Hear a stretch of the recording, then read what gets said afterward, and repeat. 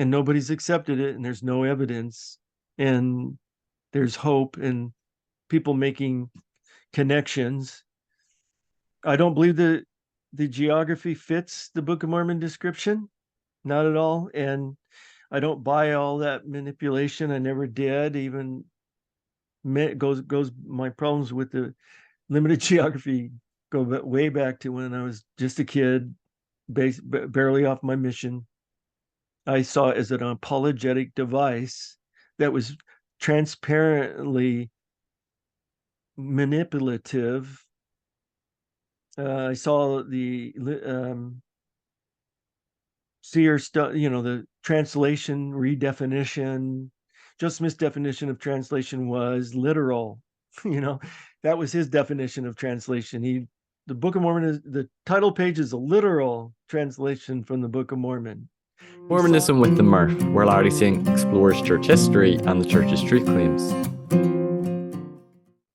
Hello everyone, welcome back to my channel, Mormonism with the Murph, where Larry Singh explores the church's history and the church's truth claims.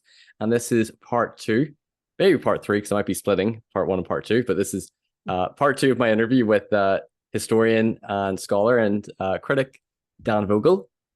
In part 1, we discussed Dan's theory for the creation and authorship of the Book of Mormon, if it was not done by the gifted power of God of the Book of Mormon, and the gold plates is non-divine ancient record, then how could Joseph Smith have orally composed it himself?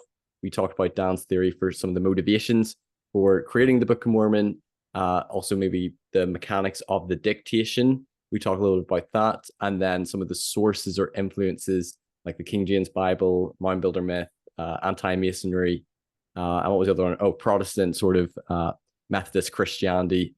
So go back and watch part 1 if you want to find out more about Dan's theory. But in part 2, we're going to be putting Dan a wee bit on defense, and he's agreed to respond to maybe some of the apologetic, faithful arguments in favor of the Book of Mormon, either for its complexity or being a historical text. And we talked about in the last episode, might have been a wee bit off air, where you said, Dan, like you don't really want to try to hurt anybody's faith who believes in the Book of Mormon, who believes it's divine or believes it's historical. You're not really interested in that. Your approach is more from a scholarly sort of lens and trying to understand, how the Book of Mormon in its sort of like milieu, how it's put together. But you've agreed to maybe give just your response to some of the arguments and just see how you would evaluate it. And you've also said to me that you're planning to do your own series to dive deeper, which shows that you're maybe wanting to tackle some of them more in depth. And so your initial response may not be the exact same when you flushed out more in your channel. Right. Okay. So I hope I stay in that frame of mind all the time. Yes, because you were mentioning that to me off air, that you want to almost stay open-minded, somewhat humble. Obviously, it's not good to be when you're in the middle and you're being torn back and forth, every argument laid forth, but you almost don't want to dismiss the apologists, straight away. You want to listen to what they have to say, evaluate their arguments while holding to your position. And I think actually you tend to take them quite seriously, as opposed to maybe some critics, which you're probably one of the critics or historians who knows the most about Mormonism, Joseph Smith and the Book of Mormon. So I think if you're taking it seriously, then maybe, it's worth taking things seriously, because they might make an argument that you hadn't thought of before. They might point out something that might be new to you. And so it's almost coming from this point of like ever learning as well. Right. So I think that's good. So in part 1, I thought we did a really good discussion of your theory for the Book of Mormon naturalistically, and I would probably hold up your naturalistic explanation up with maybe Grant Palmer's in his book. I thought William Davis did quite a good job at sort of doing the how he did it. I don't think he dealt so much into like where he was drawing all the inspiration from. So if I were to go with the naturalistic explanation, it would probably be a combination of yourself and Grant Palmer, with William Davis for more the mechanics of it. As I read through your book, and I read a response to it as well, because sometimes apologists can get criticized, for parallelomania. But there's one part of your book, I read it and I was kind of thought like, if I'm if I'm being fair to you, you are coming from the position that it's a product of the 19th century. You believe Joe Smith is the author, and authors must draw upon things in their environment or things which they have experienced as sort of like the inspiration for, stories that they'll write or create. But some apologists have been quite critical of maybe some of the parallels you made. So, for example, Yeah. you drew to some biblical characters. So Alan the Younger might have been based upon Paul's conversion. And I thought that was like, okay, I think you could make a good argument there. I made a wee note here. And obviously, I think we all acknowledge, we can't get inside Joseph's head. So we're all speculating to an extent. And when me and faithful Right. scholars talk about the theories of the translation, ultimately, we're all kind of theorizing. We're trying to do our best based on the evidence, but none of us really know. So, just so you know, the context of trying to look into Joseph Smith's environment and find influence isn't to prove that it's a modern production. It's already assumed in my approach. Yes, and you outline that, I think, at the beginning of your book. Yeah, so I'm giving myself a little latitude with trying to find sources. I wouldn't like swear every single one of those autobiographical sources is it. I mean, Yeah. it's creating a lens and then trying to look at the book through the lens. There's always a danger of overdoing it.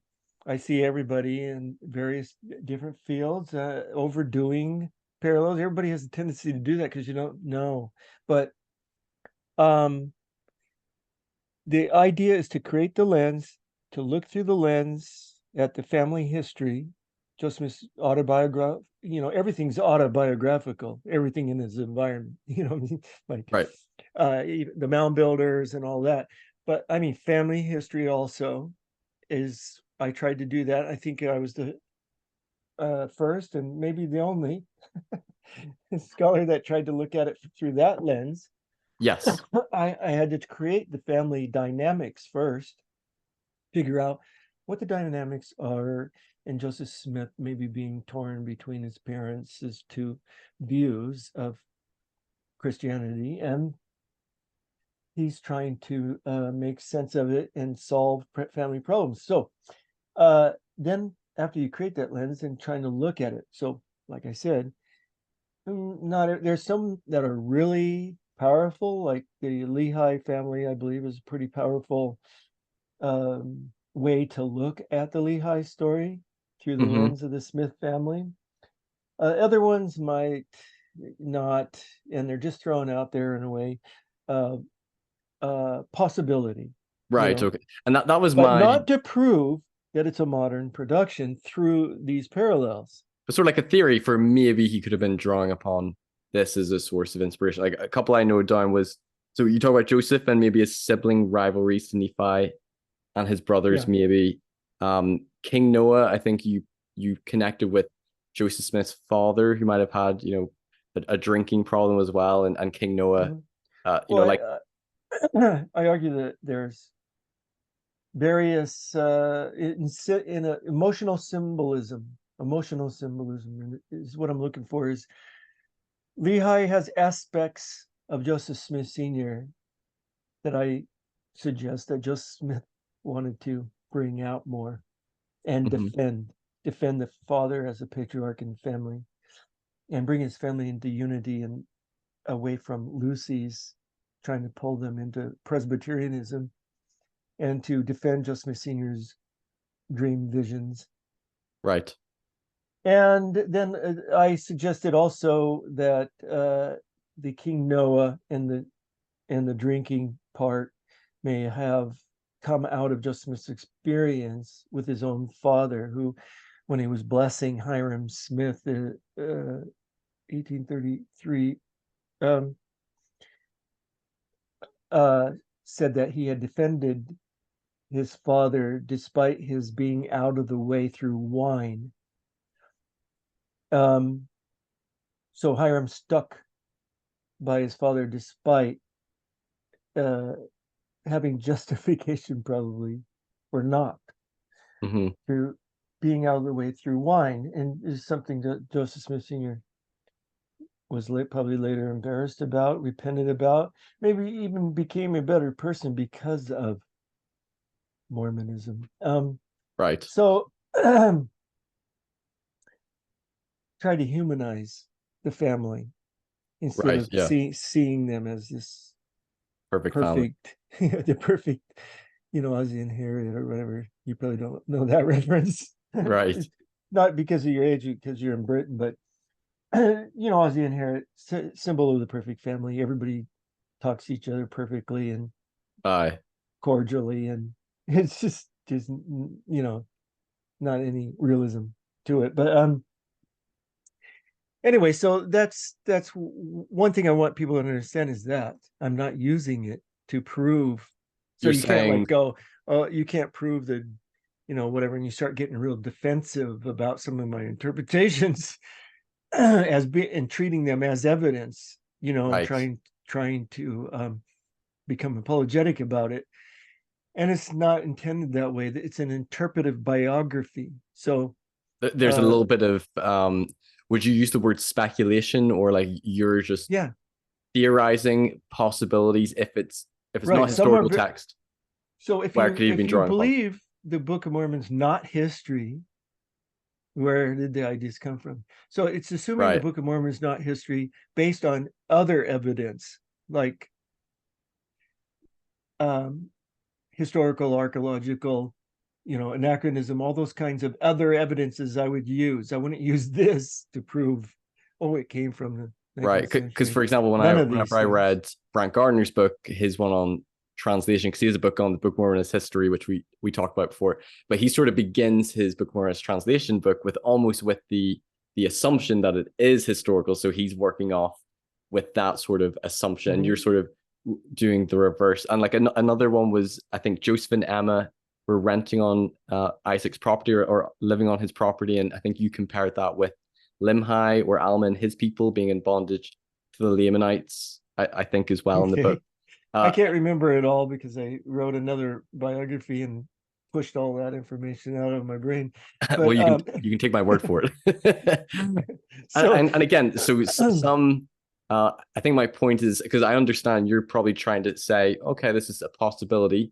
yeah. Maybe it might have come So from this. some things are strong, and the other parts of it are connecting the dots. And um, so if you assume the Book of Mormon's not history, is how the biography begins, and it's a reasonable assumption, you know, based on most professional assessments. So um, when you assume that, then what was Joseph Smith up to? I mean, so one thing I try to tell critics when they go, well, why don't you just forget about all this explanation stuff? Joseph Smith's a fraud. Just forget. Don't. Why are you trying to make? Who cares about Pius? you know. And I Right. say, well, I'm a historian. I'm not a debunker, right? It would be a Right. pretty. Yeah. It'd be a short book if I was just out to debunk. That's no fun, right? Yeah. And Well, it would be a short book. It'd be an easy read. yeah, Joseph made it all up. He was a con man. End the story. yeah. And So that doesn't fully explain, even if you reach that no, conclusion, that doesn't no, explain, I want to know why. yeah. And as Brian Hales would put it, where did all the words come from? You're attempting to say maybe this is, certain stories or plot lines could have been coming from things in his life or in his environment. And some people might see the plausibility. Some faithful scholars might say, like, this is just speculation, and is this really strong? So you're saying that you wouldn't try to defend those things. Not all of them, but No, but some of the I and mean, some there's of a them range. are just accumulative from the perspective. This is a possible way Joseph Smith was looking at it because he was experiencing this about the same time, Hmm. and it seemed to like line up with certain things that were happening. It's just the Right. same as I took out phrases from the Book of Mormon that only appear once in just one area that also show up in the revelations that are being dictated at the same time. So you can see that there's an intertextuality going on there. So Okay. All of life is a text. And so that's what I'm doing. I'm trying to see, like, when he's dictating certain portions, how coincidental it is that there's this other thing happening that seems to relate to that specifically, like I did with Martin Harris and Benjamin King Benjamin's speech. Yes, You see, about, don't yeah, borrow. If you borrow something, you need to return it, or right. else you fall Sort into of like sin. that. And some things come out strong, like maybe I think that's pretty strong. You might not accept it, but you might go, wow, that's I can see, yeah, where he's coming from that's there. like, so. And then there's other things that are based on the family dynamics where he gets, because I paid attention to places where the character in the Book of Mormon was caught between two things. Like Nephi trying to decide, does he obey the commandment? Does he obey the spirit? What does he do? Right. And I see Joseph Smith caught between his parents. And so I look for these triads in the Book of Mormon, wherever there was a character caught between two other characters or two hard decisions, or if there's a pious kind of thing going on where it seems to validate pious fraud philosophy, Okay, things like that. gotcha. Okay, so let's dive in now to some specific apologetic arguments in favor for the Book of Mormon. And Mhm. if I'm steel manning some of these apologetic arguments, Yeah, I'm not myself as a believer. I'm not using these to say this proves the yeah. Book of Mormon. I think even most faithful scholars wouldn't say that this proves it, but it's maybe, is this an argument in favor, or does this provide any plausible evidence? Come more from that lens. So Davis, in his book, he talked about how the Book of Mormon, I like how I put this, is like one of America's longest oral performances. And we talked about in the previous episode, 588 Yeah. pages, but you said, depending on the size of the page, but it's, around 270,000 words. Mhm. And it's quite a long, I think, would you acknowledge it's quite a long and a complex narrative to orally dictate in 60 days? Would you sort of concede that? Like, there is some complexity to it? Well, it is long on purpose because it had to be a Bible, couldn't be just a pamphlet. It had to be a symbol for the restoration. Eventually, it became the restoration symbol, and So you're saying it was intentional to create a scripture it had to comparable be to the Bible? it had to be lengthy, and um, it had to be a history of the whole Western Hemisphere. So, and Jesus came, and it was everything was big in the Book of Mormon, bigger and better than the Bible. Sometimes the miracles were, it's not just Noah's Ark, it's 8 barges, that come across. Okay. So, it had to be a big book. Joe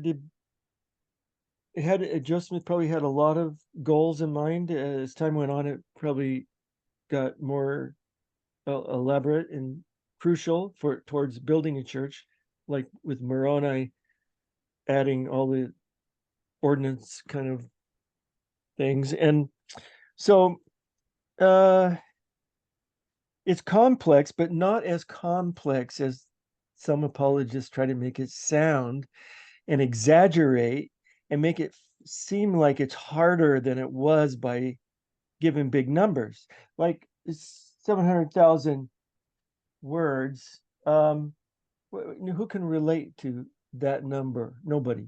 I mean, it seems huge, and boy, how could I ever dictate anything like that? And that's why I brought it down to the page, and then talked about it's not a regular book size. And when you look at a book size, just Smith's contribution, if you take out the Bible parts, about 15%, or you cut it down, I cut it down 10% just for extra verbiage, As saying in, things more than, filler words, or like bad just grammar. So you think it's more wordy than if it It's was overly wordy, but Mhm. that's Joseph Smith's style, you know. Um, but it's overly wordy, and if like Brian Hales tries to compare it to literature, that's like comparing apples to oranges. It's the Book of Mormon's not literature in Hemingway style, or he names 5 different, like Tolkien and who else? Shakespeare. you know he names all these great literature works of literature, and the Book of Mormon should not be compared to great works of literature. It's doing a disservice to the Book of Mormon. The Book of Mormon should be compared to the pseudepigrapha. And Hales even went so far as to say that pious rods do not write books, authors do. I mean, what well, does that mean? I What think does the that mean? difference is Well, they do write books. his oral dictation as well. That's the one thing. It's not oral dictation, but neither are the great works of literature, that you're trying to compare it to. Um, so that's why I like comparing it to automatic writing, not because the Book of Mormon is a product of automatic writing. I was going to ask you that. Okay, let's touch on that now, because some people Yeah. have argued that okay, so he dictated, in your view, approximately 60 days, maybe 3 to 4 hours a day on average, for a dictation. You say maybe a Bible, probably a Bible, but other than that, no notes, no manuscript. And by looking into the Seers Well, I Donatus, wouldn't go that far. what do you mean? I mean, no notes or manuscript there in the room. So Okay. you believe there might have been notes or manuscript outside of the room? Okay, I don't know if he did, but there could have been. Okay. So there What could have about when been Emma says outlines. that There if could he have been. I what about don't tend. when Emma says that, oh, if he had any of the kind like notes or manuscript, he couldn't have concealed it from me? Who?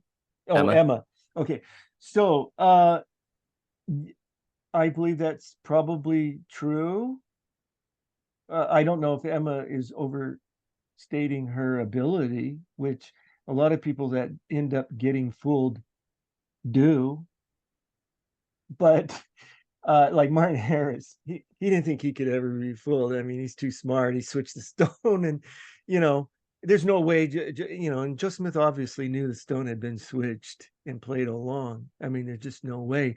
But Harris was that kind of person, which is the most likely person to be fooled. Is the person that thinks that they can't. And you learn Mm. that as a magician, actually. I mean, you if you've ever watched, you probably don't get it over there, but it's a show called Fool Me, No, I've never seen and it it. has 2 magicians on it, Penn and Teller, and they sit there like judges, and these professional magicians come on and perform a trick, and Penn and Teller have to guess how they did it, and they're not always able to do that. They get fooled, and they're professional foolers, deceivers, and they're psychics. The worst thing that happened was, okay, these scientists took on themselves to go and test to see if there's ESP out there, you know, and the people that they got fooled them into thinking that they could do ESP. They tested a Uri Geller, the guy from Israel that's a psychic. They Mhm. got fooled by the psychics because they don't know how it's done, and they don't expect people to cheat, in the test. So that the people that think the wrong people are testing these people. And what I'm saying is that people like Martin Harris, cocky, you know, and thinks that he can't be deceived. And he says dumb things like, well, the plates had to either be gold or lead, and the They Mrs. just didn't Smiths have didn't enough own money for enough that. money to buy lead. And I'm thinking, well, how much did they weigh? And he says 60 pounds. And I'm thinking, you don't know how much lead or gold weighs. you know what the hell? So And what what do you think about the apologetic that wouldn't have been pure golden plates, but mixed with sort of like a copper yeah alloy Tumbagga, and that would account for the weight being about 40 to 60 pounds, and they say there's some evidence to support that. So it not being pure gold. Tumbagga, being brought up from Central America, and all that Tumbagga down there is all corroded and everything. They have to clean it up to make it look presentable in a museum. You know how it's created. It's only like a surface gold. The rest is this copper alloy, and the more copper alloy, in order, even Tumbagga is too heavy, but in order to make the plates light enough, it has to have a really high content of copper, which would turn green. And didn't somebody, was it Josiah Stoll or somebody yeah, said there was like a green hue he thought he saw off the plates? corner, yeah, The corner, corner. and it's being reported, but and that's kind of an outlier thing. It could be No, true. I nobody mean, else reported that, just him. yeah, Joe Smith could have had a copper plates, and it didn't have to all be one metal, So you're you thinking, know, under your It- theory, a mix and of they have to all bluestone or be the copper? same thickness. They could have been scrap pieces from all over the place, but so I wouldn't say, oh, he saw green and it has to be Tumbagga, but they were gold, and the witnesses say they had the appearance of gold, Appearance of gold. even That's though right. they didn't see the real thing. And so, um, Well, we won't talk about the eight witnesses because I've actually done more research on the eight witnesses, yeah, and I've done a video on it. I don't want to get too much into it, but I think there's some at least a debate to be had, and maybe we could do it again sometime. That there's a lot of statements that I've looked at from the eight witnesses where they talk about seeing, handling the plates. You know, I did a video taking each of the eight witnesses. I found a few from John Whitmer, so I feel like I could maybe they did handle the plates. but I saw them as They were well. covered. They did see them, but I with the well you're spiritual eye. There well were you're two different things. Two okay. different things. It was just like Martin Harris said. He held them on his knee when they were covered with a cloth and saw them. Many times he said he saw them. He saw them with the spiritual eye through the Hmm. cloth. That's so he could say, I handled them and I saw them. And Yes, when he was scribe. without, yeah, so that's the frustration, is how we wish we could go, well, what about, was it this way? You can't cross-examine these guys. Yeah. Well, see, for So example, when it comes yeah. to, because I remember you talked about the John Whitmer statement where he talks about seeing the plates Mm-hmm. with the super, so he saw and handled the plates by a supernatural power. Mm-hmm. There was a few other statements. You should watch my video if you haven't on the witnesses. Because I think I did did you? Okay. a long time ago, Oh right? no, this was recent. Oh, Let me just pull up the quote if I have. But okay. there's a few statements I went through of If you're the witnesses. quoting Wilhelm Poulsen, He's one. I found a couple yeah, others. he's We talked about that problematic. one. Yeah. My slides are being slow, but there was a quote I found, and it was by was it Myron Bond, and Mm-hmm. he recorded Dave or John Whitmer saying to him. Let me try to find this. Are you sure it was John and not Yes. David? Okay. Well, So, I can share my screen for a wee sec. So you okay. some of the Did you statements. find it? I found it. Yes. Old Okay. Father Well, Whitmer told me last winter with tears in his eyes that he knew as well as he knew he had an existence that Joseph translated in ancient writing, which was upon the plates, which he saw and handled, and which, as one of the scribes, he helped to copy as the words fell from the Joseph's lips by supernatural or almighty power. that's Is that it. the one? Yes. Okay, so what so about it? So my reconstruction or my interpretation of that could be because let me get up here. So this is the statement I just have from Fair, but that's the one you said that I said I handled those plates. There's fine engravings on both sides. I handled them. They were hung and they were shown to me by supernatural power, and that's Turley. Yeah. One of the apologetic responses is that Turley first of all thinks that Whitmer is one of the three witnesses, and that he sees the angel, and then he's I've talking heard about. that. Say Not again. good. I've heard that. I think that was Anderson's. Yes, so Will I'm this Anderson's. quote, and he's basically saying how John on other occasions talks about seeing and handling the plates, and that the seeing them by supernatural power is likely a conflation. And then I have this quote from his book, and it's the one you just read. I knew he had existence that Joyce translated the ancient writing, which was upon the plates he saw and handled, and which is one of the scribes he helped copy as the words fell from Joseph's lips by supernatural or almighty power. So could you interpret... Oh, I see. So could you interpret Turley's statement as a conflation that when he's talking about supernatural power, that's when he is the scribe and he's feeling supernatural power when he's handling the plates, but he sees them tangibly with his eyes and handles them as the eight witnesses, as one of the eight witnesses. And then I have a couple of these statements. I think that's the one from Paulson, where he talks about handling them uncovered into our hands. We turn the bishop. He says exactly what they needed to have him say. Okay, so you don't think that was reliable? No. Then, well, 4 witnesses at a time. What do you mean? He handed them over to 4 witnesses at a time. There's 4 witnesses not all 8 that did of them were there. No, he says that Joseph handed them over to 4 witnesses at a time. Implying that all 8 weren't there together. Well, that's not how it happened.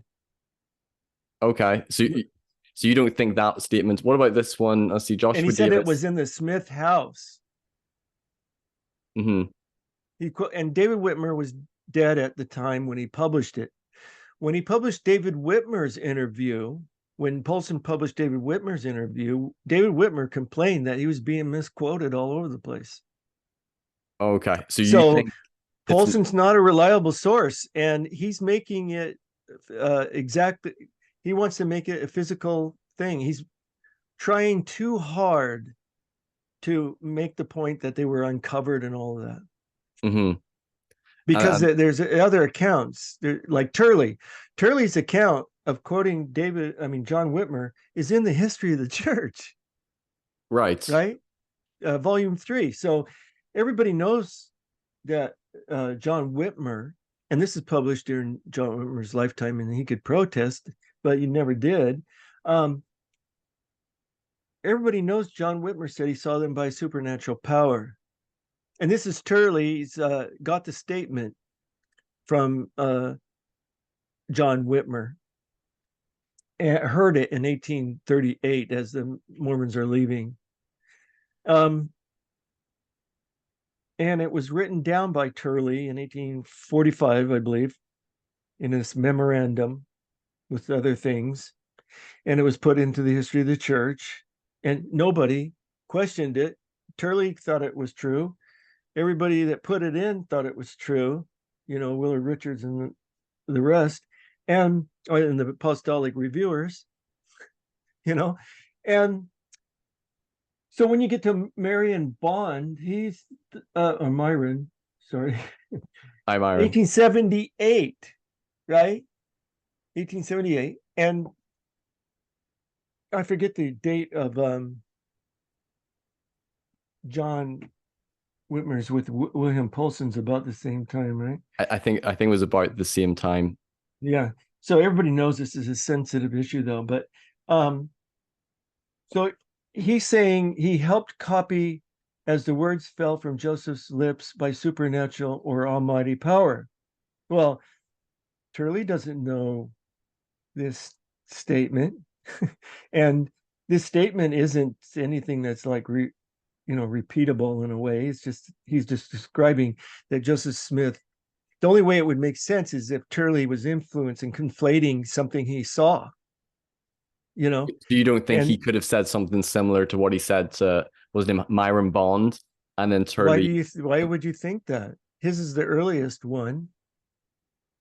Well, one of the reasons I would give is, as I looked at a lot of the statements of the other 8 witnesses, and there's not loads of them, because some of them are secondhand, but John Whitmer, other than you have the Stephen Burnett quote, is the only one who talks about seeing it by a supernatural power. All the other ones just say I see and handle the plates. So somebody would say that is his more of an outlier. Is the majority of their statements very much like we saw and we handled the plates in a more sort of tangible, natural way. And so I think Richard Lloyd Anderson's point is that this one is maybe a little bit more of an outlier. Should we interpret the 8 witnesses' experience just by this one? Or should we interpret this statement in light of the others? So what he's doing, he's interpreting the testimony of the 8 witnesses as if it's clear. And it's not. It's ambiguously worded. It sounds clear, but Is it's this Richard Lord Anderson? ambiguously. Yeah, Richard Lord Anderson. So he assumes that his reading of the testimony of 8 witnesses is it. There's no other interpretation. And he doesn't take the warning that I was trying to give by going through the 3 witnesses to say that all 3 weren't there together viewing the plates. And so you shouldn't read this and try to make a painting from it as if it is a reflection of reality or something. There's no table. There's the plates are there, and there's other objects we only know from subsequent statements. And the 8 witnesses give a generic statement about seeing and handling and seeing the plates, and it's ambiguous in many areas of its. As many of the plates as the said Smith translated, we did handle with our plates. Well, what does that mean? You can just lift it. I lifted the plates. I handled all the plates that Joseph Smith translated. It doesn't say individually. You just read that into the text. So your reconstruction of the 8 witnesses, whenever you've got the statements of each of the 8 where they say, like, I saw and handled the plates, you're saying that doesn't necessarily mean 2 different things. It doesn't necessarily mean when they say I saw the plates that they saw them uncovered, but it could have been they saw them supernaturally through the cloth. That's your sort of reconstruction of what that's one reconstruction of what happened. Mm-hmm. And we're just assuming that everybody had the same experience. But so Okay. Martin Harris could say, I saw the plates in his vision, right?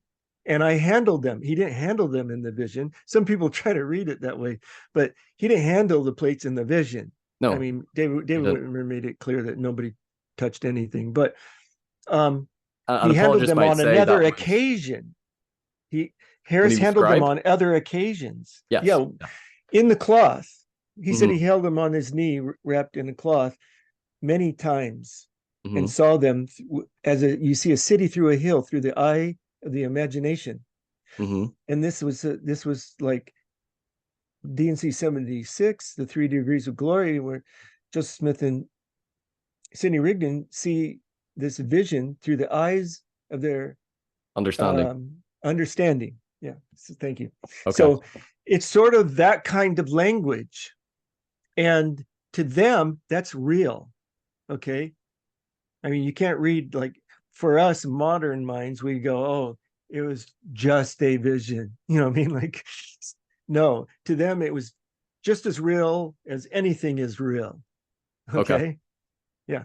So that's your view on the 8 witnesses. And for the sake of time, I'll point my listeners to watch our one on the witnesses, because I don't want to rehash that, because I've got there you go, more things. I think we covered it. Yeah, I think that's fine. Okay, so let's get back to the Book of Mormon. Let's see, we touched on automatic writing.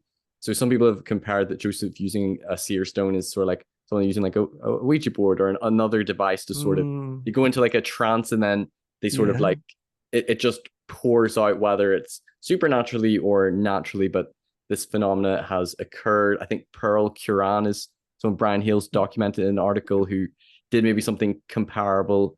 Do you see? So we were talking about automatic writing, right? Earlier, automatic writing. Yes. I only compare it because some people say, oh, you can't dictate off the cuff a text, and these people did it. You might say Joe Smith is better, or he's the best automatic writer ever, but it's still comparable. Well, and when I asked Brian Hales, at least he was consistent about this. He believed that those others, it was by supernatural means, whether or not it was God or a false demon, spirit, or channeling spirits, the ghost. Sure, yeah, because people would have said it was beyond maybe their educational abilities, and it was such a long text, and it just flowed out of them. And I'm sure there's some Christians out there that think that about the Book of Mormon. Oh yeah, sure. Yeah, they would say that as well. Yeah, it's like how do you distinguish? But But as a historian, I can't go there. okay, so you wouldn't go with automatic writing. Okay, so let's talk about the book's complexity. So this is me channeling my Brian Hales. And I think there's a bit of an argument here. So I'm just going to read notes I've taken down. So apologists would point to the book's complexity. So they would say like there's the geography is very internally consistent, and there's hundreds of geographical references which are kept very consistent, which is quite amazing. If he just had a made up map in his head and kept everything consistent. 200. So you don't think you could do that? No. Right. I could, and that's all that means is you can't do it. well, okay. Well, let's talk about this one specifically. When it comes to a map, I could understand if he had a map out. I think he and had was able to refute. I think he had a map in mind. A mental map. Yeah. So my question it was the whole continent. But I think it was the geography was much as George Reynolds and the Rick's guy, I forget his Joel Ricks or anyway. That most of it was in a small geographic area, the very top of South America in his mind, according to church tradition and manuscript sources. Joseph Smith was probably responsible for the Lehi's travel statement that everybody wants to ignore, that Lehi landed at the 30th degree south latitude in Chile. Yes, I think I brought that up, or I think it might have discussed that with Brent Gardner. So you're saying that you believe Joseph had a map of the Book of Mormon, a geography in mind. Because one of my questions would be, how did he keep it so, like, that's sort of like amazing memory that he just had everything like perfectly remembered and, it didn't make any mistakes with that. Like, somebody would argue, is that beyond human memory? Like, would it be need like an eidetic memory for that? Like, because yeah, I couldn't do that, but could one in but you're not writing that book. That book he's living every day, and it's only short term because we did it in 60 days, right?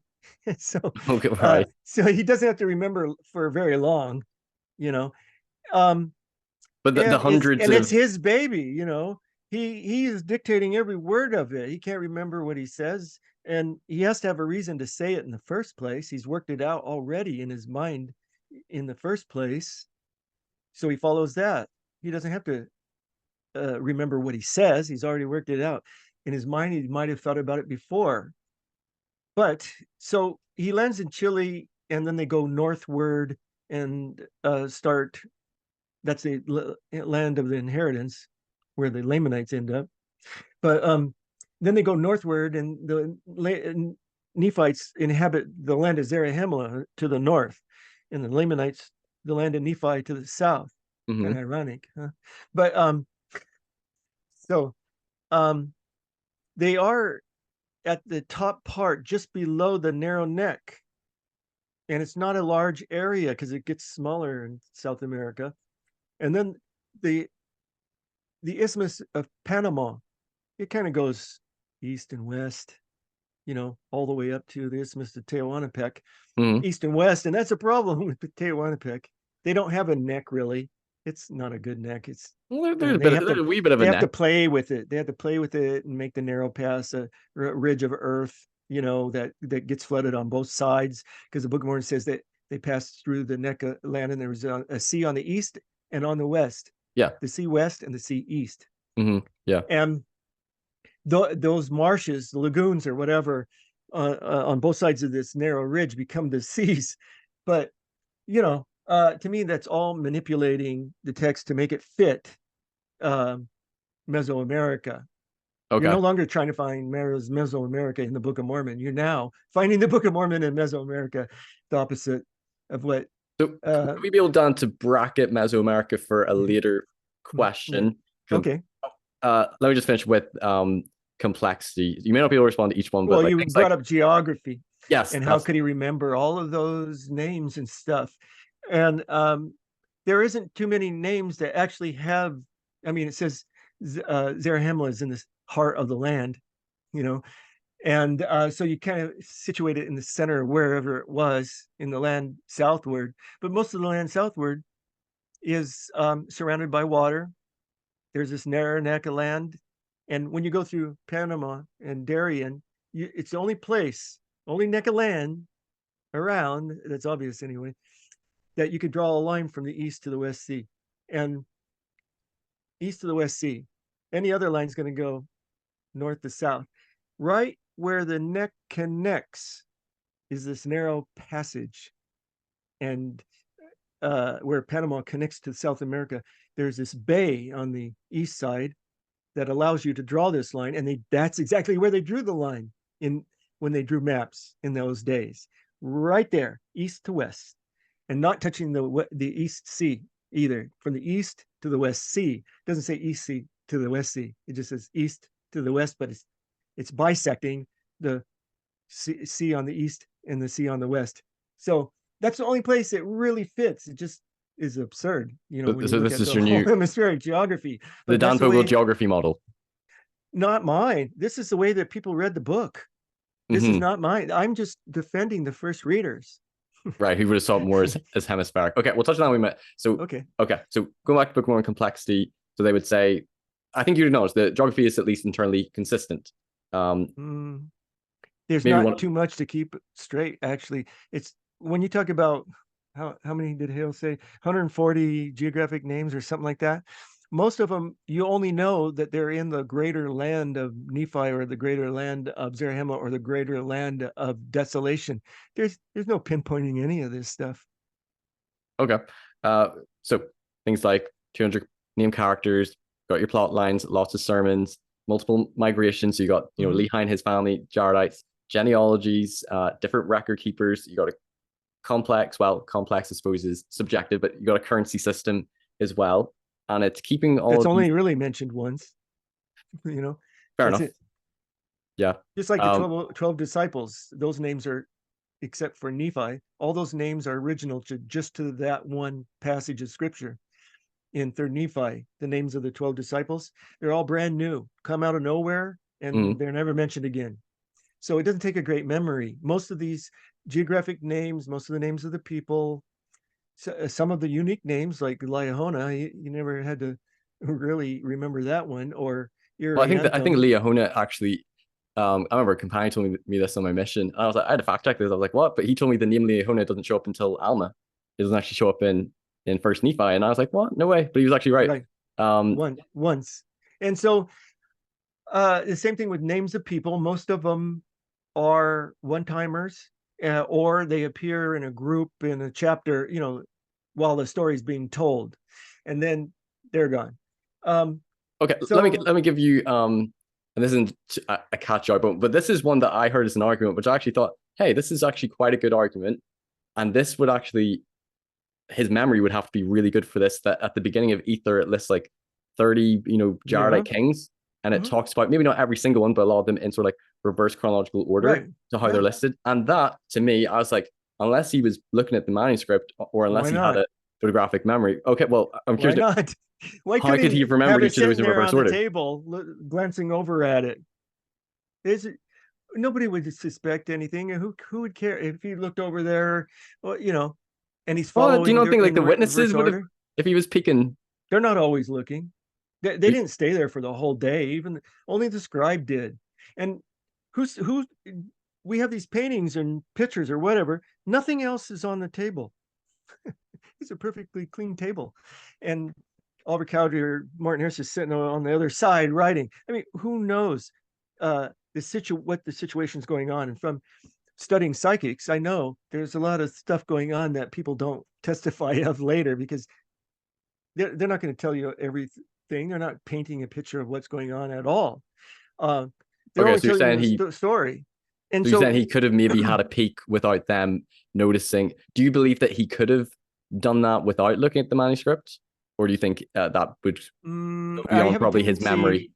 I try to me, when you have two competing miracles, I pick the lesser miracle. What would be the lesser miracle in that scenario?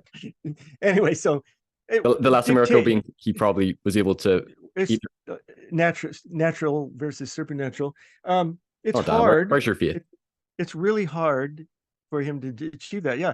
But if he had it written down even on a card or something, but I just believe that sitting there, if he needed it, it was just sitting there on the top page probably of Ether, and he looked Okay, so over and he followed it, or he refreshed his memory.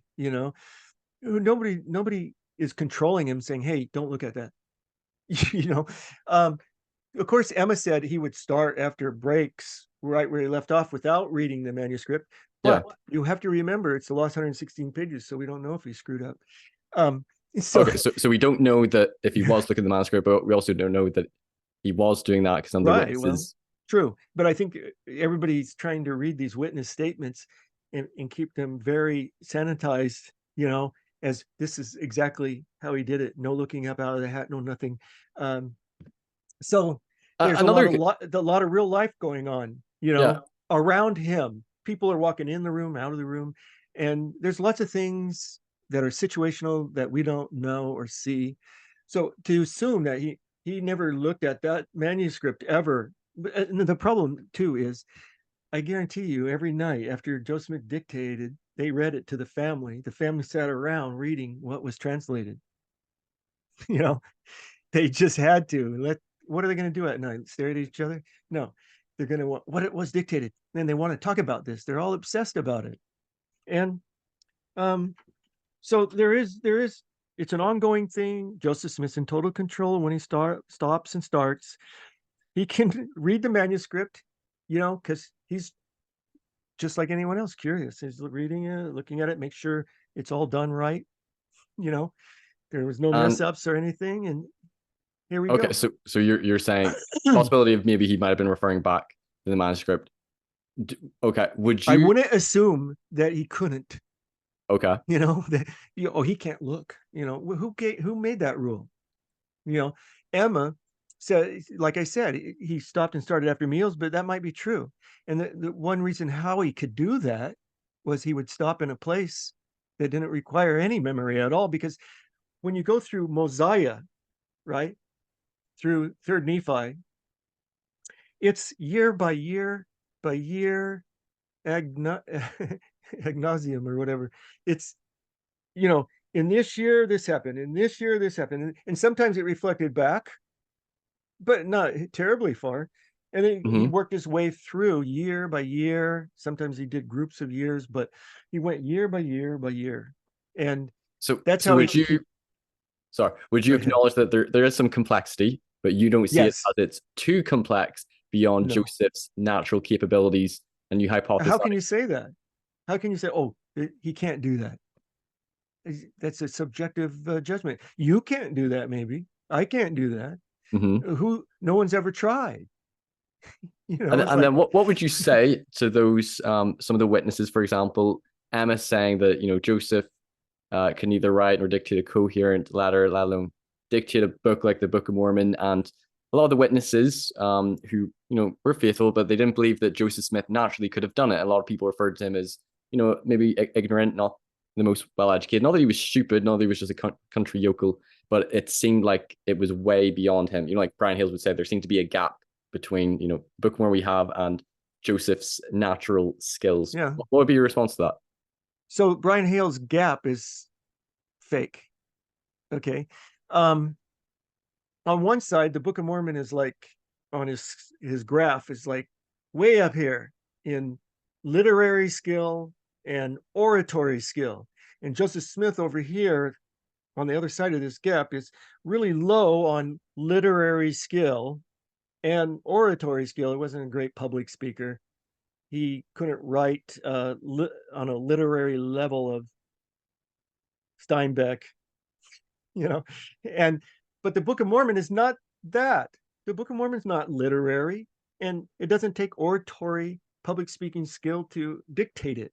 Of course, it was delivered orally, but that's not the same as public speaking, So he's comparing apples to oranges. It's just the Book of Mormon. When you bring the Book of Mormon down to size and you stop comparing it with the great literature of the world,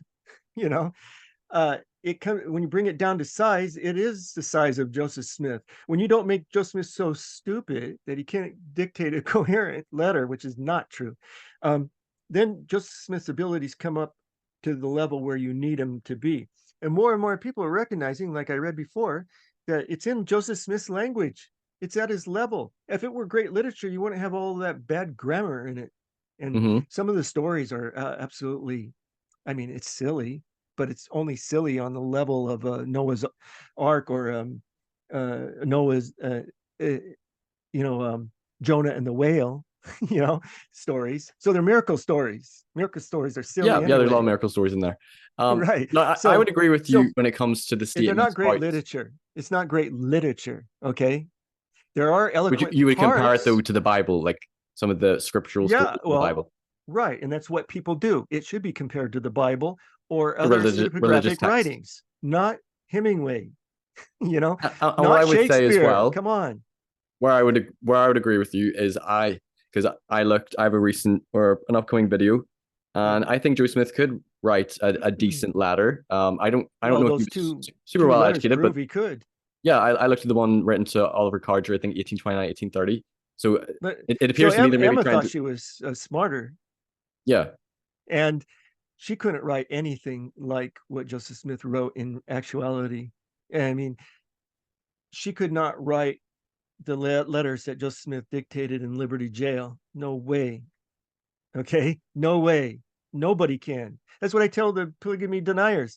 Nobody can write section 132. Nobody. Only Joseph Smith. No one could come close to that. Go read Brigham Young's revelation that he gave. It just pales in comparison. Okay. This was Joseph Smith's ability. This was his ability.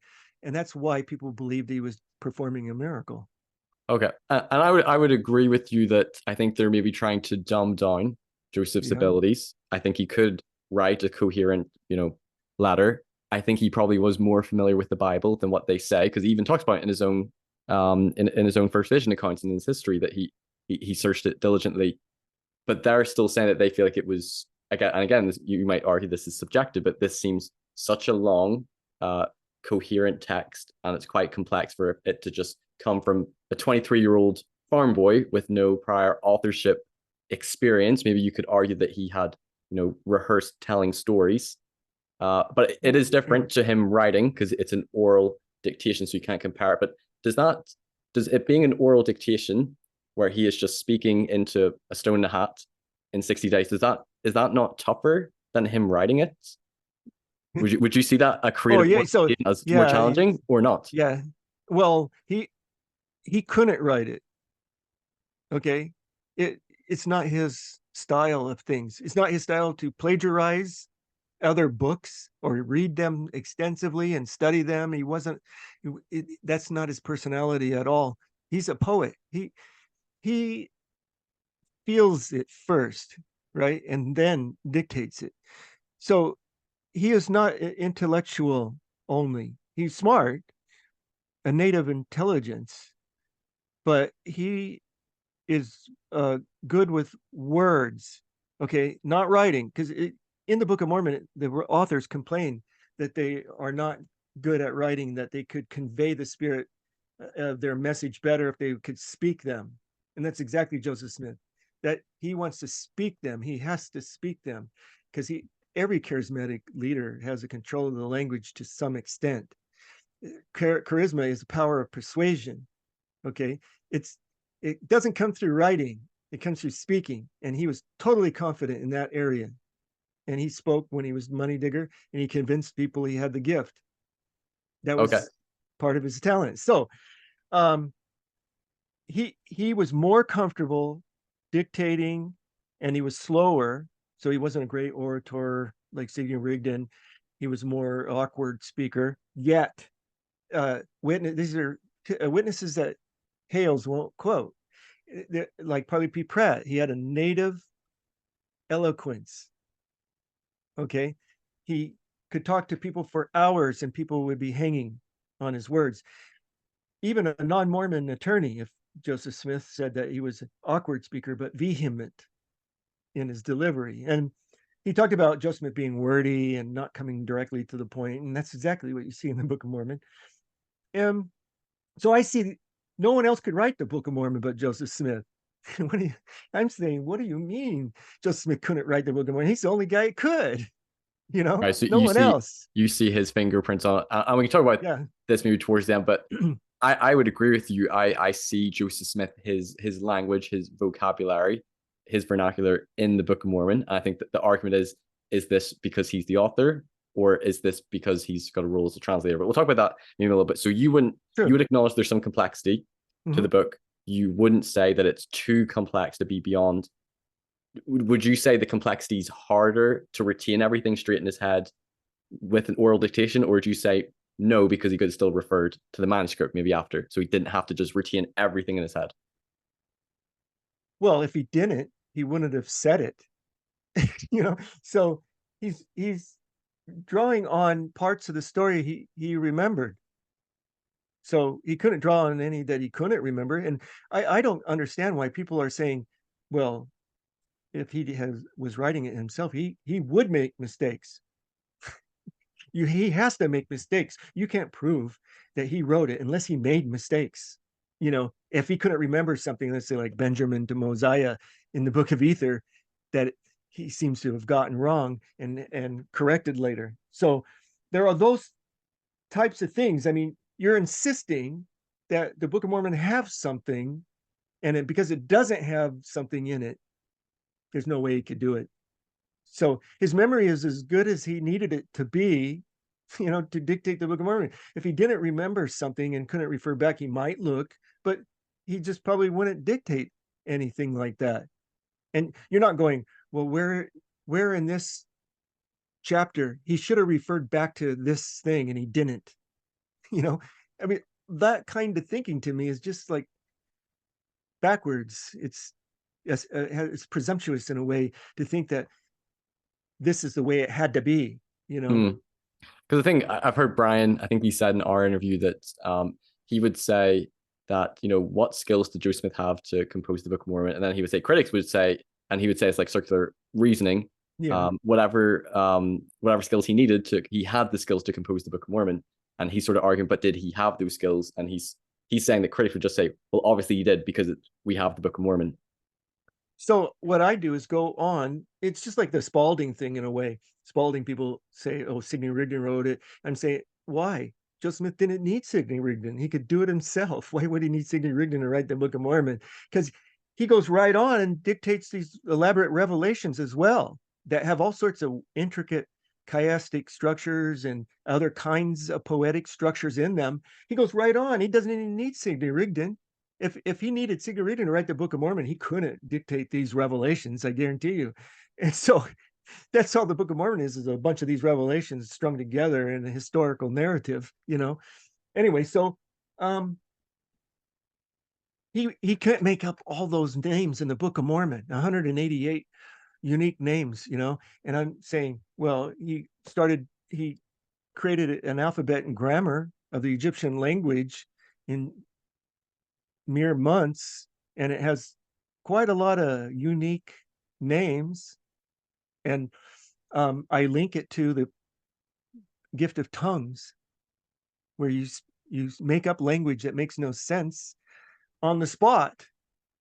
And if you can go do sentences and paragraphs of tongues, why can't you make up a name? A mere name that's nothing compared to trying to speak fluent tongues. And it's a learned thing. People, they have studied tongues. It's a thing that goes on in the brain. It's a studied thing. It's real. It's not real language, but it's language without meaning. It has a semblance of language and syntax and all that stuff, but it has no meaning. It's all sounds, strung together. So I think that's and Joseph Smith linked that to the pure Adamic language. Tongues is the pure Adamic language. And so he Adamon Diamond, Zomar for the Adamic word for Zion. And, he went on with Almond, Sons Almond, that kind of thing. I think Burke, Ale might have been in that genre. But okay, so you're pretty much saying that he has the ability. You don't see these complex features as being beyond Joseph Smith. So it's naturally not circular, right right? It's not circular, my argument, because I'm showing where Joseph Smith actually displays his ability to do that elsewhere. Okay. Okay. elsewhere. So you're pretty much saying, in a nutshell, you see some complexity of the Book of Mormon, not so complex beyond Joseph's natural ability that he would need. He could only have done it through divine intervention and help. Okay, let's talk about, because you alluded to chiasmus. So your thoughts on Hebraisms and chiasmus in the Book of Mormon. Does this support it being of ancient origin? So let's talk about Hebraisms first, because I think examples of Hebraisms would include like rod of iron versus, iron rod, or plates of brass, or there's I have dreamed a dream. I think that's a cognate accusative, for example, or if and conditionals, which wouldn't make a whole lot of sense in English. We say if then, but if and would have been in Hebrew, or and it came to pass, which is very monotonous in the Book of Mormon. I know it shows up in the King James Bible, but they said Hebrew writers would have written that, and it came to pass a lot. So they would point to, oh, there's some Hebraisms. Was this on the underlying text making its way into the Book of Mormon? Is this a feature of it being ancient? What's your response to Hebraisms? We'll come to chiasmus after. Yeah. So why would such things be in the Book of Mormon if you're translating it into your idiom, the English language? They wouldn't be there, except for Joseph Smith is imitating the King James Version because it is authoritative when it comes to scriptural texts. And the Book of Mormon is a scriptural text that is on a par in Joseph Smith's mind as the Bible, including his revelations. I mean, all this stuff is why would his revelations not be just spoken in plain English? Why the King James style of language? Because he's giving it that was the sacred language, Right. And I'm with Gardner on that. It could be, if you were to translate it and you wanted it to be a scripture, that's the language you would use. It's not necessarily coming from the underlying text that we can't see, Yeah.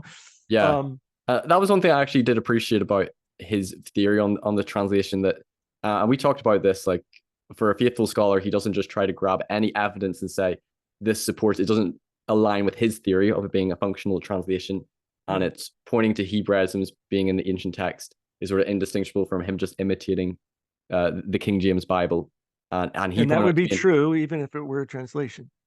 Yes, exactly, and he pointed out to me as well that the language of the plates, Mormon talks about how it was in Reformed Egyptian, that if their plates had been sufficiently large, then they could have done Hebrew.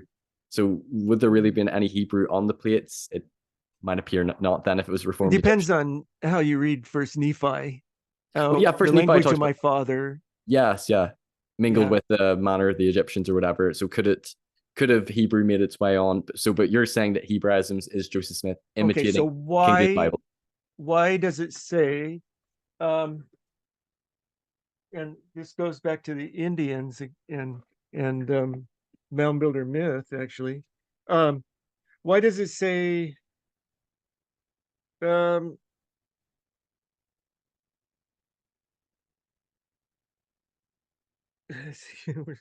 okay, I make a record in the language of my father, which consists of the learning of the Jews and the language of the Egyptians.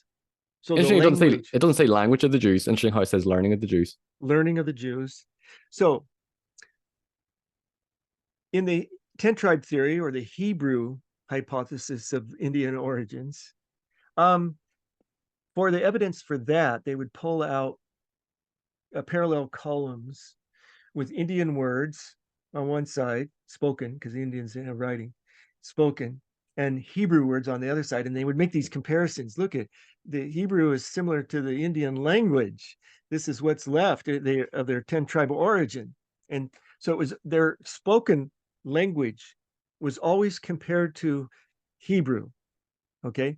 Whenever they would find writing, pictographs or pictographs, or even the Mayan glyphs, because they knew about the Mayan glyphs and they were published before the Book of Mormon, they would compare them to Egyptian hieroglyphics.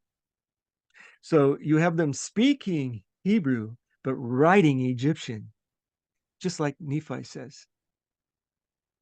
And that was during the Mound Builder myth, when they were seeing these Mayan glyphs and believing that the Native Americans were of Israelite descent and therefore would have spoken in Hebrew. keep pulling out my earphone. You're okay. Okay. So Hebraisms, you would say it's Joseph imitating the King James Bible. You can match all of those in his revelations. And what about chiasmus? Because there's, chiasmus is pointed to in the Book of Mormon as like sort of poetic structure, parallelism. Would you attribute that as well to Joseph imitating the King James Bible? Yes. The best examples of chiasmus, well, there's short ones, there's long ones, there's different kinds of chiasmus evidence.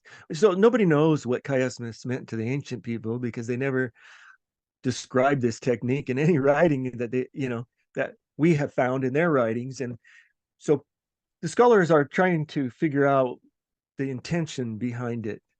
Yeah. Sorry, one sec. Yeah, sorry, my camera's been like flashing on and off. I don't know what's going on. Sorry, go ahead. So nobody has a description of ancient description of chiasmus. And when John Welsh first came out in like 1968, I think it was, or 9, in BYU studies, and I remember seeing that as a missionary, and that was the ultimate evidence. But it was evidence that there's a Hebrew text behind the Book of Mormon, that it's a uniquely Hebrew way of writing. And then it was discovered to be in other writings. Other scholars started finding it in other writings. And then Welch published a book called Chiasmus in Antiquity, okay, which had various chapters in it on chiasmus found in Hebrew, Greek, Latin, maybe some others that I'm not thinking of right now. And it wasn't evidence specifically of Hebrew now. It was evidence of ancient origin. So everybody, different critics types, and even Quinn, wasn't a critic at all, but he argued that, and he looked for chiasmus everywhere, he hunted up and down and couldn't find very much evidence. But he did find, I think it was in Horn's 3-volume work on the Bible, that Joseph Smith at one time later in life maybe owned a set. And it's in the Reorganized or Community of Christ archives. But finally found people talking about chiasmus, but that it was known is about all you can show. Okay. So and I argue that chiasmus is actually the wrong word, the wrong term, the wrong kind of phenomenon that we're looking at. And that a lot of Hales lists 300 and some odd chiasms in the Book of Mormon, and there's not that many. There's only maybe 20 or less real tight chiasms that are hard to deny are there. Yes, right. Yeah. So because it's right there in your face, it's very apparent. Some of them are complex. Well, I was going to bring most up of them are short, right, not long, like Alma 36. I was going to bring up that one because whether or not you want to use Alma 36 to support this is an ancient element, this is part of the structure, it certainly, again, adds to the complexity of Joseph Smith orally dictating this. Did he have it already flushed out in his head? Like to me, I think Alma 36 is a great piece of poetic literature, whether or not composed by Joseph Smith or not, my subjective opinion. Somebody might say, how did he orally dictate that himself?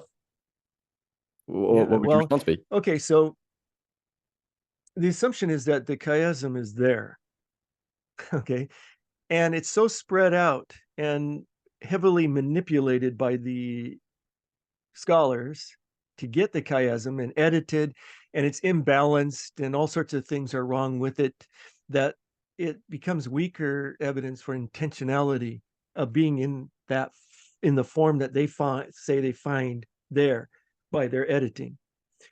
What is when you say editing, do you mean like they're maybe skipping a verse or something to make it work? I'd have to look very closely at it, but you have elements, like it goes A, B, C, D, E, F, whatever, and backwards, the same elements. Well, sometimes the element on one side is short and the element on the other side is long, and they get the key words to match by editing out lots of other things and making the comparison more apparent than it is when you read the text. Now, I would admit that Alma 36 is a loose parallelism, because it's an intentionally a parallelism, because Alma is converting, from being a persecutor, right, to believing in Jesus. Okay, Mhm. so it's how bad his life was before his conversion, and then how great it is now that after his conversion is just the Yeah. opposite. Or the joy And there's a surpassed the pain. contrast. Yeah. The He's light. contrasting, yeah. Mhm. And the same thing with chapter 3 of the Book of Abraham. It does the same thing. It talks about the order of the planets, one above the other, and then it talks about the intelligences in the same type of language. Well, when you give a list of things and discuss one thing and you're comparing it, there's usually two natural ways to get out of that, back out of that, when you're comparing. Either to do a parallelism straight, or do a reverse order. And it's just a natural thing you want to do, is to keep the same order when you're comparing, contrasting things. Um, it, so I would say it's loosely there. The more spread out a chiasm is, you know, um, the less evidence you have of intentionality. When they try to do computer analysis of Alma 36, but it all amounts to begging the question, because they didn't ask the computer to find the chiasm. Mhm. When the computer can find him, I might perk up there. But So you'd find it more persuasive, more intentional if the computer. no, they told the computer it was there, and then they Oh, asked it, what are the odds that it would be there by accident? It's completely different. And the computer, these are computers not even close to AI that we have now, but um, they're just machines, that do the same thing humans could do, but take a little less time. And so there's nothing magical about doing a computer analysis of Alma 36. And so they're begging the question. They are the ones that programmed the computer, and it came out the way they wanted it to come out.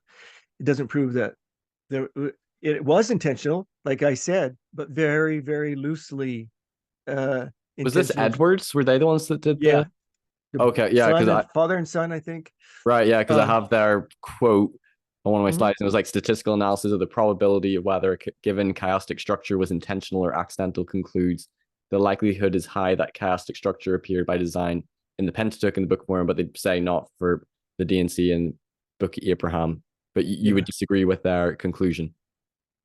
Yeah, I would say that the chiasms found in the Doctrine and Covenants, or some of them, are just very close to Isaiah type chiasms, and they're just as good, just as good. I don't care what the computer says. Um, and so it may be a lower probability. Who cares? And so the thing is that Joseph, when you're talking about the Book of Mormon, and the Book of Mormon being repetitive and it's imitating the Old Testament, you're talking about a target-rich environment where you're likely to find chiasms if you're looking, and not intentionally. Okay, so one guy wrote a book on chiasms, and he found thousands of chiasms, and Welch said, "Oh, this weakens the whole thing. If you're going to do stuff like that, you go crazy with these patterns." And so he wrote up criteria in which to judge chiasms by. And nobody knows what the rules are. And if you knew about chiasms and you were in a culture that liked chiasms and you wrote about them, you would probably break the rules here and there. Like who cares? So, but why do these long, wide chiasms anyway that nobody can recognize unless they're like hunting? You know, I don't see any purpose in any of that in the first place. But the short, tight ones are very structured like Isaiah's chiasms. And Joseph Smith's contemporaries knew about this style of writing, like they knew about other forms of repetitive rhetorical repetition.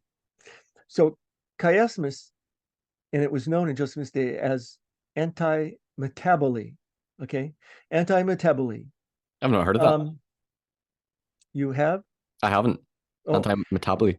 So you put it in anti-metallurgy and search through Google pre-1830 books or thereabouts, wherever you want to draw your line, and you'll find it, because it's a term used for classical rhetoric. Mhm. Okay. And there's various forms of rhetorical repetition. I mean, one of the masters of it was Martin Luther King Jr., used all of these things in his sermons, giving them without any text. Okay. So these are things Baptist ministers excel in, is rhetorical repetition. And Mhm. it's how they ornament their sermons, how they nail the message down to the important part. And they naturally do it if they're really, they're giving sermons every week. So a lot of these guys don't have to write their sermons all the time. Or if they do, they just refer to it every now and then, or just an outline. It's just par for the course. But so there's like anaphora, epistrophe, there's a 15, 20 main ones, that all of these forms of repetition are in the Book of Mormon. Okay. All of these forms of repetition are in the Bible. All of these forms are in the Joseph's Revelations. They're everywhere. It's part of our language. It's part of our culture. It's what makes a language work. Okay. So I'm not that impressed with Chiasmus as I used to be. You're saying There's it's one. not unique to the Book of Mormon, that you're saying, well, Baptist ministers was just what about Methodist ones as well? Would they have Oh yeah, imitated I mean Chiasmus? it's rhetoric, it's rhetorical style, and then Joe Smith would have heard ministers using these styles because they learned them in their theological schools when they took classical rhetoric, Mm-hmm. and they were worked out by the Greeks and Romans way many years ago, and they're ingrained in our culture. You know, they're there without you even knowing it. You've heard it and didn't know you were hearing it. Um, and so, uh, if we had time, I would give you examples of the anaphora, especially. It's kind of fun. But so I see chiasmus as part of a larger subject of rhetorical repetition that shows up in the Book of Mormon, that shows probably the source of Joseph Smith's language power as a charismatic leader.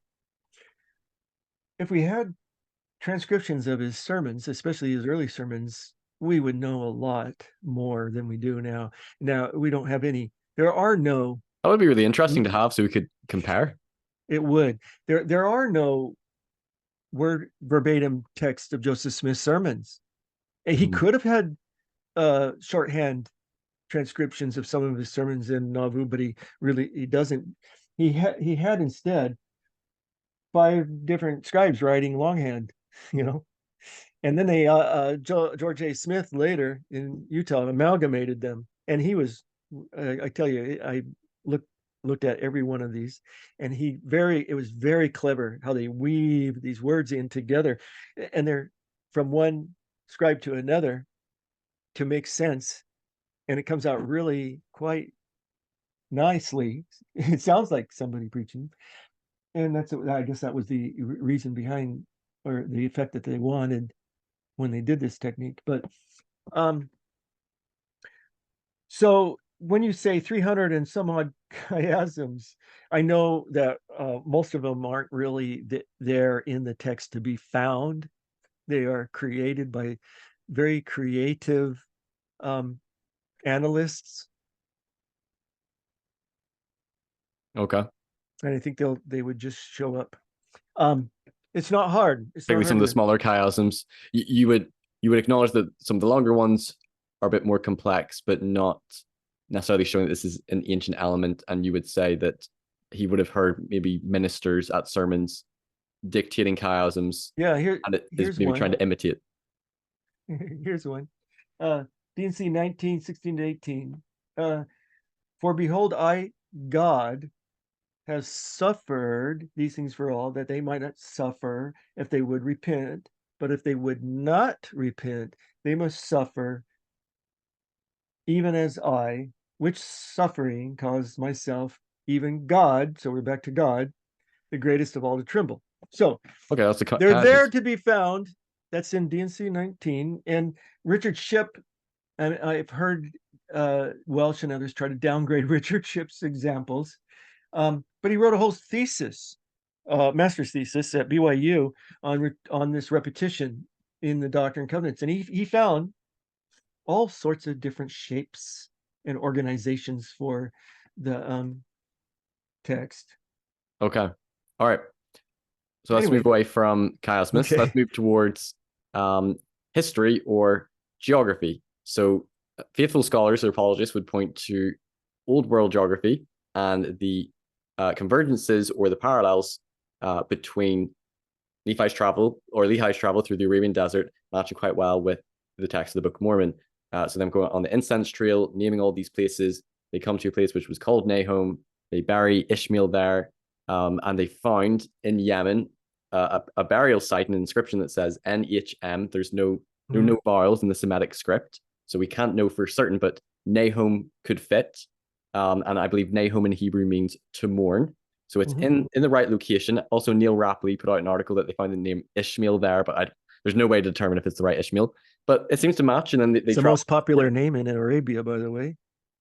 Okay, well, that might impact some things. But they turn eastward, and then they go to a place called Bountiful, and scholars would point to there's a couple of locations, but Khor Karfat being a location there in the Arabian Peninsula that matches the description, in First Nephi, it having like, a mountain, timber, honey, or being like a lush oasis. And they would say that Joe Smith wouldn't have had this knowledge of the Arabian desert, and it converges really well. Some might say that this is archaeological evidence. Some might say it's a bullseye.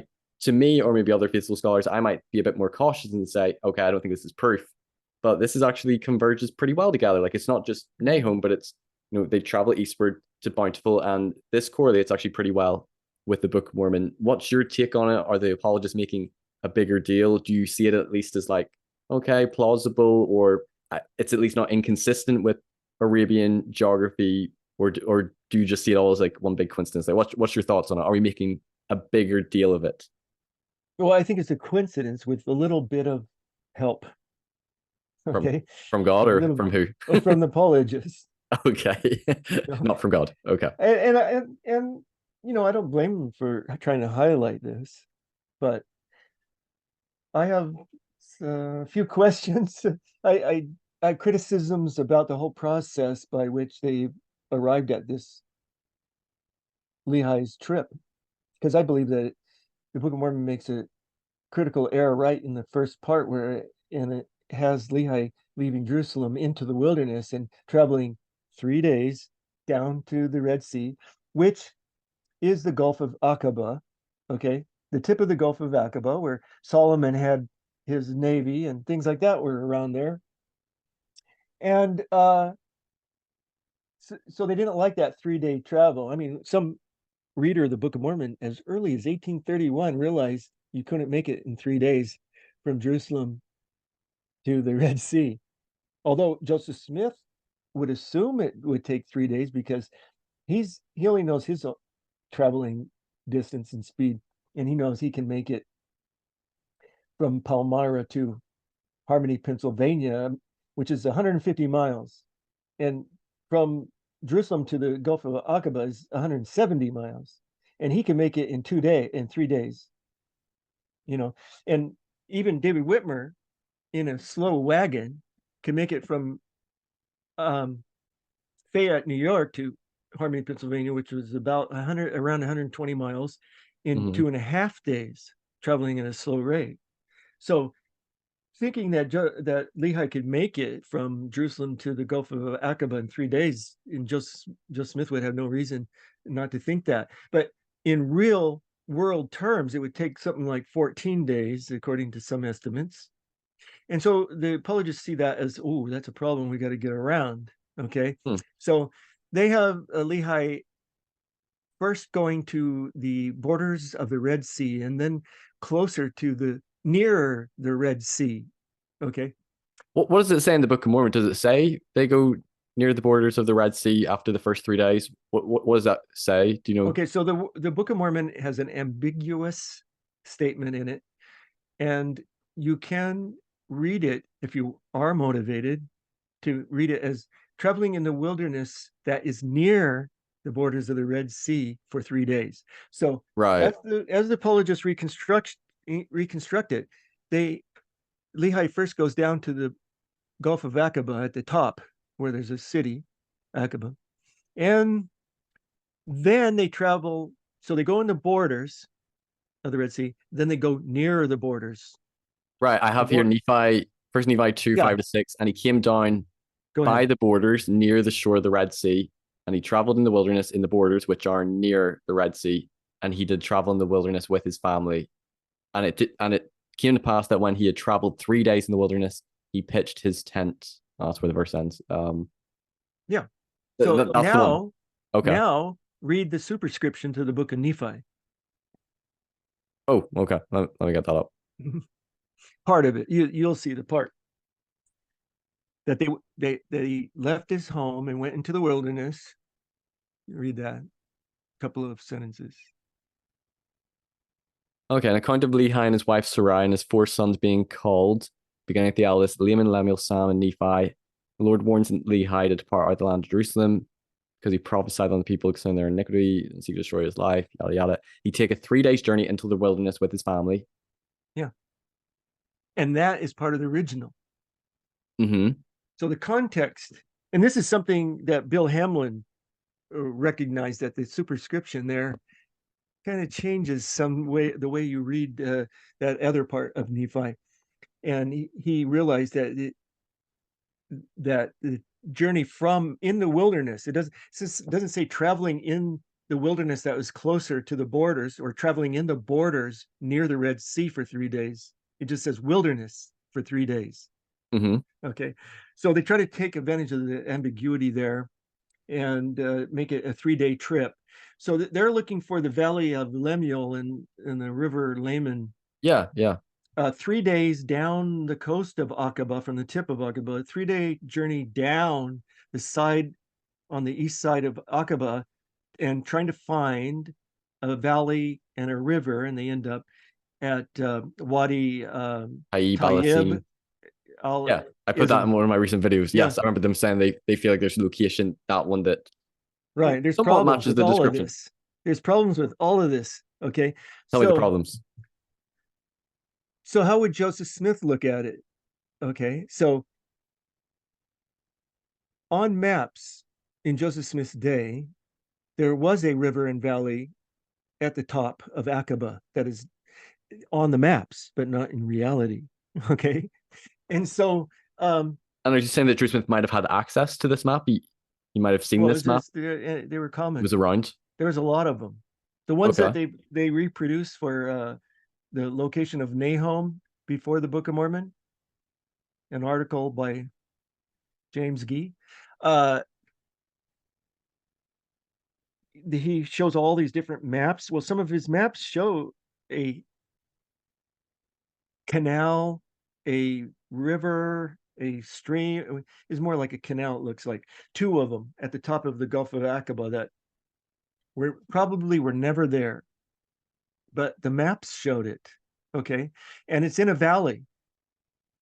Okay, and the books on geography at the time called them creeks, but they're wider than a creek, but they Okay. called them creeks. But they were probably never there. I tried to prove to myself that they were once there, and I doubt if they were ever there. So when they come down from Jerusalem, they come down through this valley, Araba Valley. So they're in a valley already when they reach the Red Sea. And on these maps, they show these 2 canals, let's call them. And the one on the east side is in a valley, but the valley only exists at the mouth of what I believe Joseph Smith called the river Laman. And so that's where Lehi pitched his tent, in a valley, and it ends up being in the near the mouth of the river. So on this canal, there's mountains on the west side of it, and there's mountains only halfway up near the mouth of this thing that Joseph Smith would have mistaken for a river. And to me, it had to be straight river, not a winding river like in that Taib situation, because if his Lehi's dream was patterned after his setting, he had to see the people at the beginning of the river coming, and he had to know where the mouth was, because Nephi says they were drowning in the depths of the sea. They were swept out from the river and in the depths of the sea. So it seems like it should be straight. It should be a real valley, because they walk over they cross the river and continue their journey. And in this canyon, you can't do that.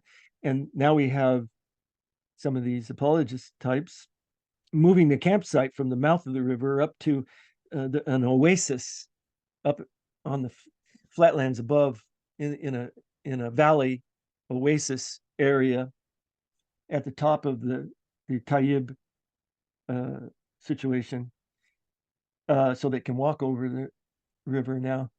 It probably wouldn't even be there, because the origin of the water is actually a gravity fed spring, and the spring is in that canyon about, say halfway down. The canyon is like 3 miles. It's like 3 miles up the canyon. Anyway, so there's that problem. I believe Joseph Smith went with the 3 days, and then the 4 days to Shazer, is it? And I think so. That's where they went to hunt. You're right. So from the way I have studied it, the distance from the top of Aqaba to this Taib, Wadi Taib al-Ism, is too far to travel in 3 days anyway. But they tried their best to make it 3 days, and they're fudging on the numbers to get it that way, because I was very carefully measured, and I believe that they start, and the wording is very tricky in their articles, that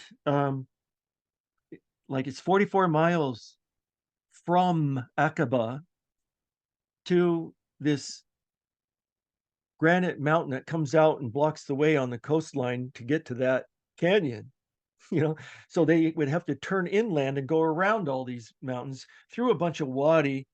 It's a maze, a labyrinth, and finally find this one source of water, even if they knew it was there. It would delay them quite a lot. And so it's not 44 miles, because they start 10 miles down the coast, because when they said from Aqaba, they didn't start at the city center or anything, or up where the ancient city was, or anything like that.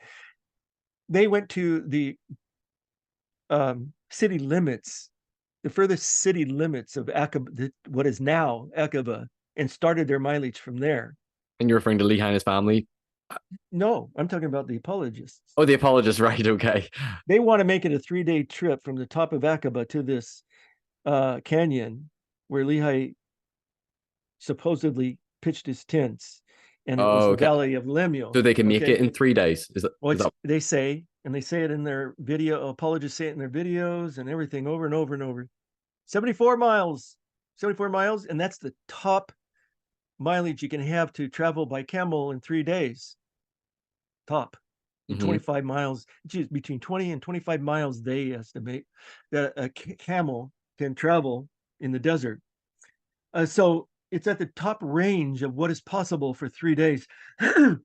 But as I measure it, it is more like 86 miles from the top of Aqaba to this canyon. So I think they're fudging. They're trying to get them there. They got this really neat story they want to maintain, and I don't believe it. I believe Joseph Smith saw those 2 canals, saw the eastern one as the spot in the valley, and it fits. And it's a real valley, and not a canyon, and it's a real river, and it's straight, and it, to me, it fits what Joseph Smith would have seen from a map. And I know he's looking at a map. Nobody's going to describe this, nearly southeastern thing and then nearly east direction without looking at a map. And plus, if So they you're made saying that, that Joseph had to have looked at some sort of map of yeah, somewhere, Arabia. even the New World map. Is there any evidence of a map of the Arabian Desert where that place, Nahum or Nehem, however it was pronounced, could he have seen that without been on a map in his I time? don't, even if it was on a map, why would that come out? I don't think it would. I don't think it would pop out at him. There's a bunch of names all around it. It's the same thing with the Comoro Islands and Moroni. Mm-hmm. I don't agree with the critics on that either. I think it's just a coincidence. It's just a name. Now, I would go with the critics if they could find a book where both of those names are in there and Captain Kidd stopped in Moroni. I mean, that might change my mind. But for now, Joseph Smith would have to look at a map of the Comoro Islands, and then out of all of those names around the coast, hundreds of names, pull out Moroni. And Moroni is the most popular Italian name there is. Right. So I know why Moroni is there, but for that to pop out to Joseph Smith and try to make some weird loose connection with Captain Kidd and stuff, I don't buy it. Okay, so that gets me into trouble with some people. Well, at least you're being intellectually consistent there. So you would view Nahum and it corresponding to Bountiful. Would you agree with that convergence between Nahum and Bountiful? Would you agree that it's at least geographically consistent? The Book of Mormon is not inconsistent with that part of the Arabian Desert, but would you conclude it's just a coincidence then? Well, I think this statement, I believe the Lehi's travel statement that I referred to is something Joseph Smith said in 1830, around that time, and that Oliver Cowdery carried it with him to Ohio, and Frederick G. Williams copied it along with a bunch of other Book of Mormon subjects, okay, on a piece of paper, folded it up and put it in his Book of Mormon, and wrote some other little doodlings that give you clues to what's going on also. So I think, and Cowdery, while he was in Ohio, said that Lehi landed in Chile 600 years ago. That was part of his preaching when he met Frederick G. Williams. So I believe Cowdery's making these statements about Chile. Who would, without a revelation, who would be naming landing in Chile? And who would write a thing? He landed at the 30th degree south latitude without looking at a map and without having some authoritative reason for doing so. You just don't pull that out of your hat. And the tradition is very strong that Lehi landed in Chile. It's not a passing thing. Okay. There probably P. Pratt, Orson Pratt, others mentioned Lehi landing in Chile. So in Arabia, the Lehi statement says that they turned at the 19th degree north latitude. And Hugh Nibley actually believed it was an authentic statement of Joseph Smith in his book on the Arabian Desert thing. Wait, Joseph says that about Lehi's travel through the Arabian Desert? Is that what you're saying? That he turned east at the 19th degree parallel. Okay. And Hugh Nibley believed it. He believed that tradition of that statement. And he included that's where Nibley had Lehi turn east, and which would be suicide through the desert. But who knows? Joseph Smith could have had him turn there, but why? Why the 19th? Why so precise? So if you draw a line straight from the 19th parallel across, it's a perfect place to launch your ship. It's like jets. It's there's like a little bay and a little jetty or thing that sticks out, and you could imagine that's where the ship was launched from. Okay. And so Arabia was known as the land of Ishmael. And that's why I believe he chose Ishmael as the second patriarch in the story. And I believe would Joseph have known that? You said that's one of the most popular, popular names in Arabia. Yeah, you can look at Ishmael being the land of Arabia. Yeah. Oh, okay. So, he has Ishmael die. And my speculation would be he didn't want to have two patriarchs, okay, in the group. But he dies anyway, Hmm. right at the turn. And I believe the name Nahum comes from the Nahum, the prophet in the Bible, in the Old Testament. Nehum, Okay. Nehum, Nehum. So, and that was well known to mean comfort, because the prophet Nahum, and it was well known that he comforted Israel. Hmm. That was his mission. That was his writing. His three short chapters, Um, and so I think that's why Joseph Smith chose that word. Now, the Nahum of um, Arabia on the altar, and the Nimites, that's a different word. It's there's a hard H and a soft H. Hmm. And the apologists explain that by saying Nephi is just using a poetic license, like A he's Hebrew playing, pun. pun. He's playing on it. Hmm. And so you got to acknowledge that the name isn't the same. It's similar. Well, you have Hebrew and you have three consonants, and you can put any vowels in between. And Hmm. so the chances are for coincidence very high in a situation like that. Um, you could use three other consonants, a different name altogether, and probably find something. There's a bunch of names near this Nahum or Nim or whatever, whatever it is.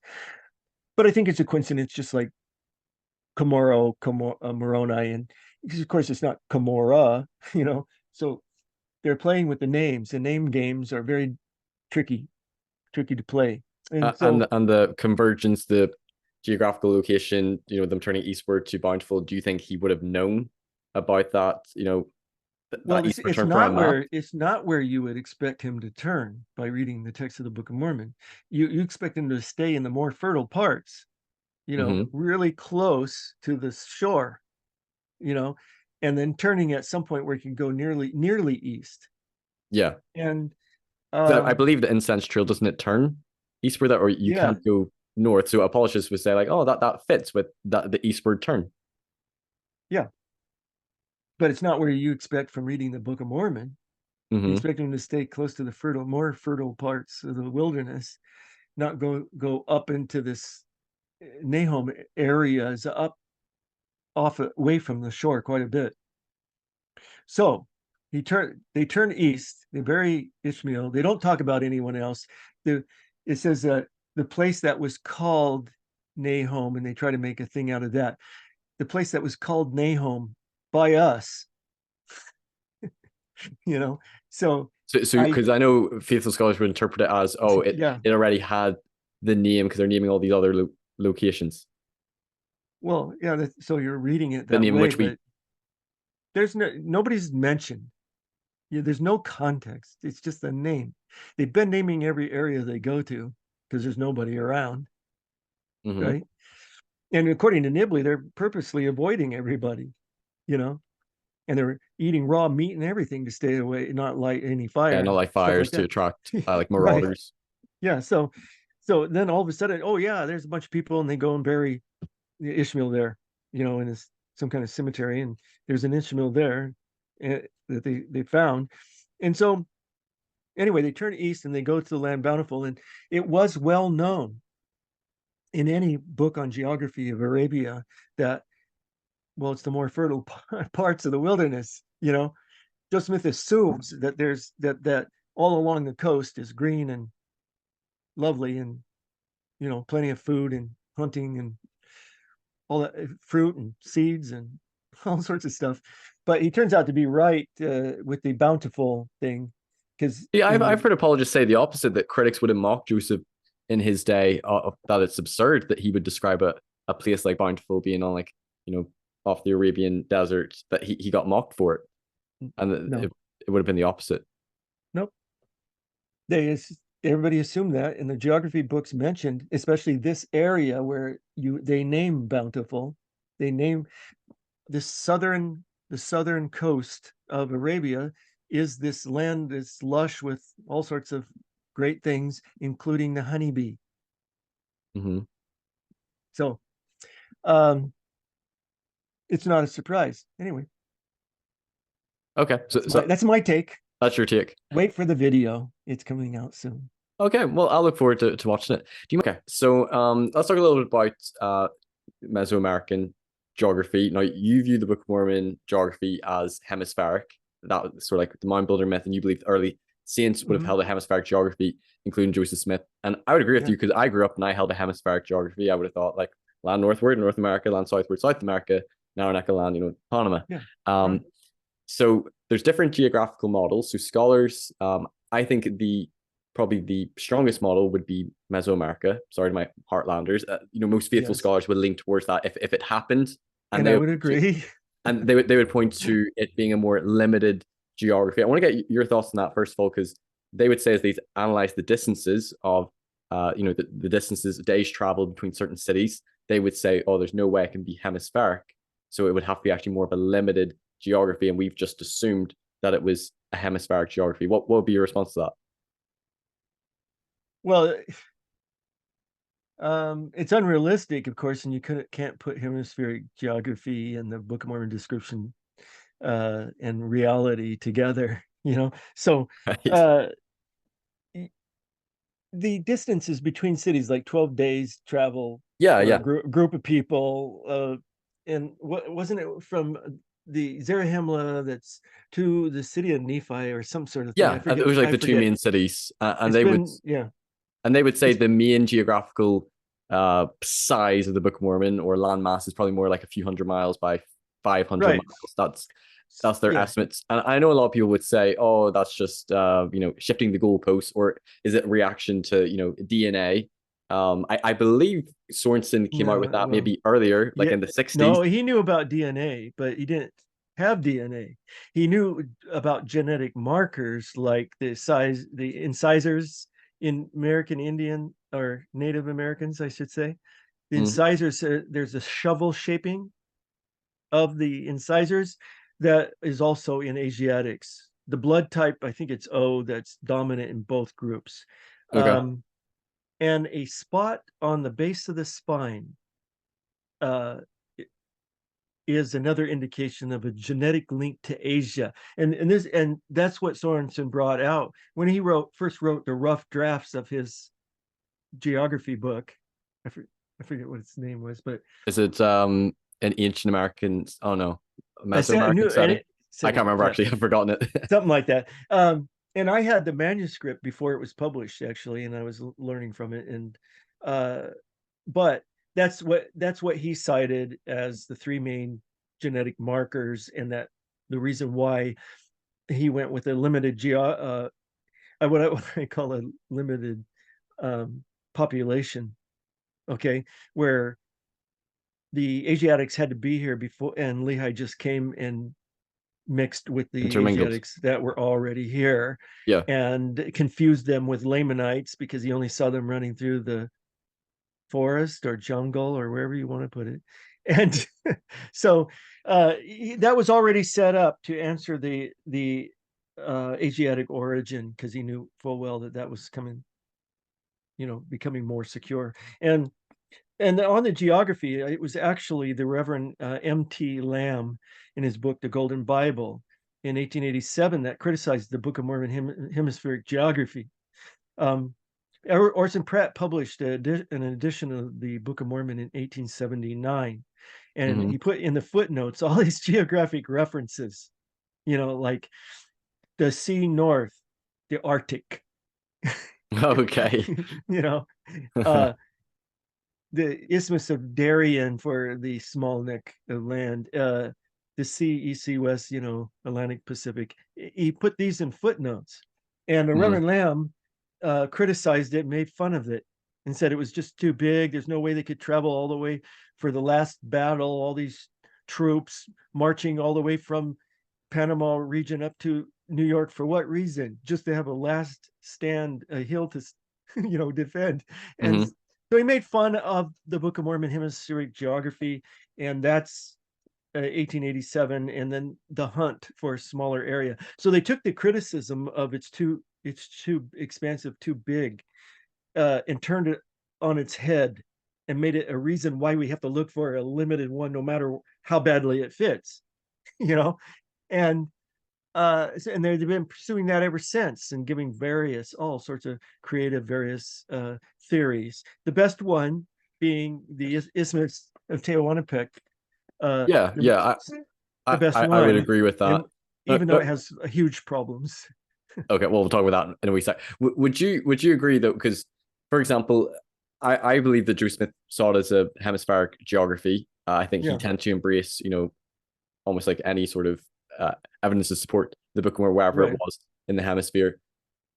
Would you not think that if he's the author and he has a hemispheric geography in mind, and it's what 12 or 21 days going from Sarah to say Nephi, would he not know if he has the geography in his head?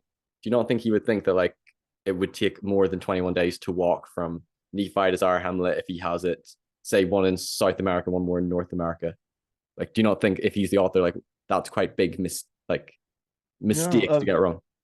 Why yeah. not? So the reasoning was that Zarahemla was in the heart of the land.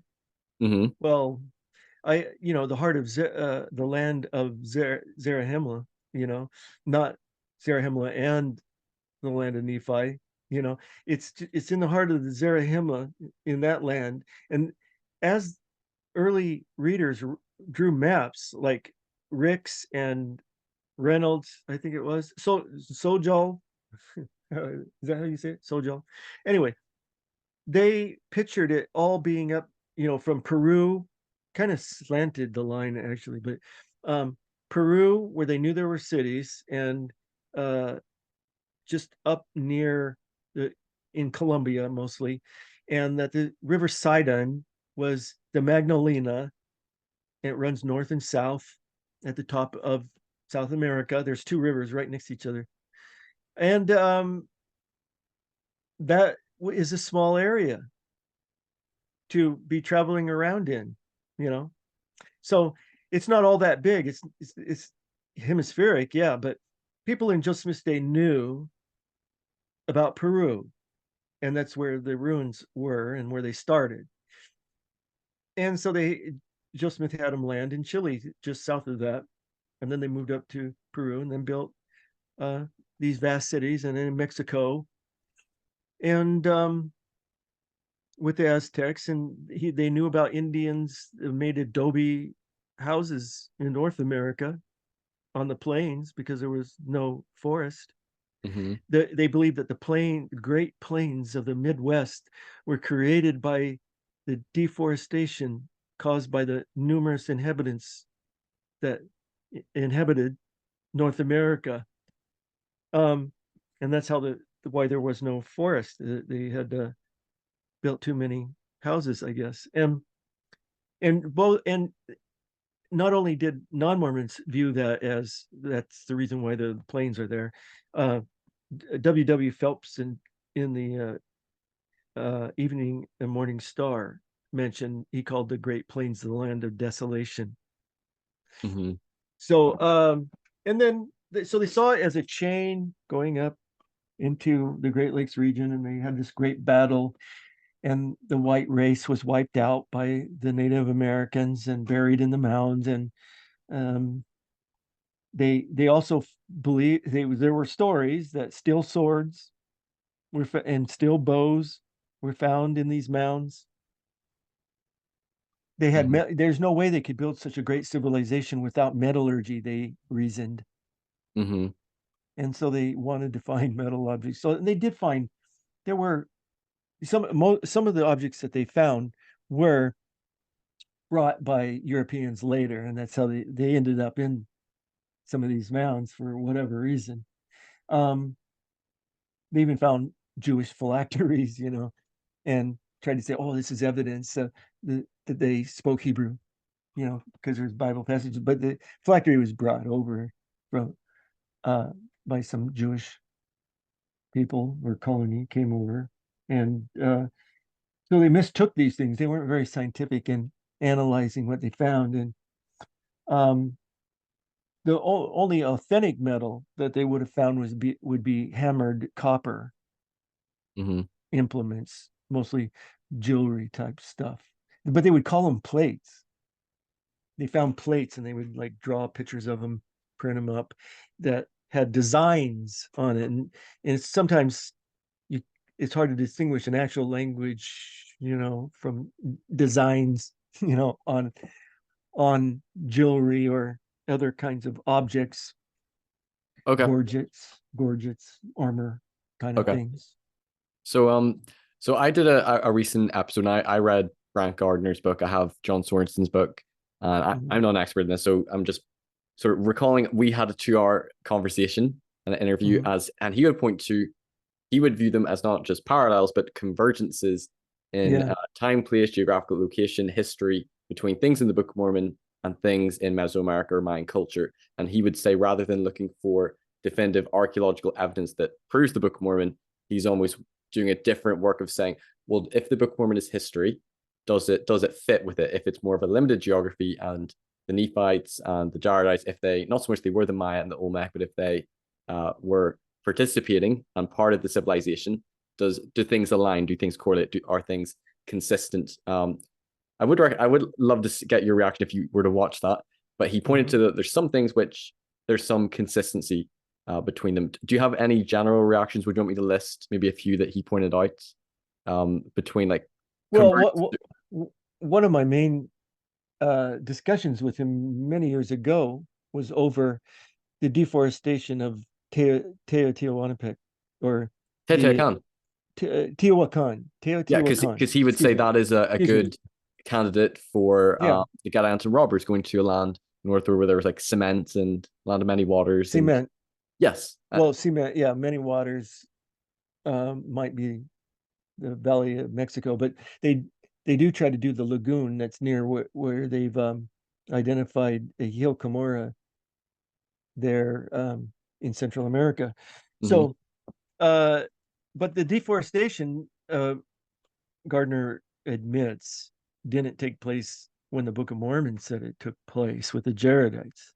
The deforestation of Teotihuacan dates more after, in Mormon's time Mormon's period, time. or Yeah, because yeah, I think I remember him saying that in the book, that but he thinks Mormon, when he's sort of abridging it, inserted that in.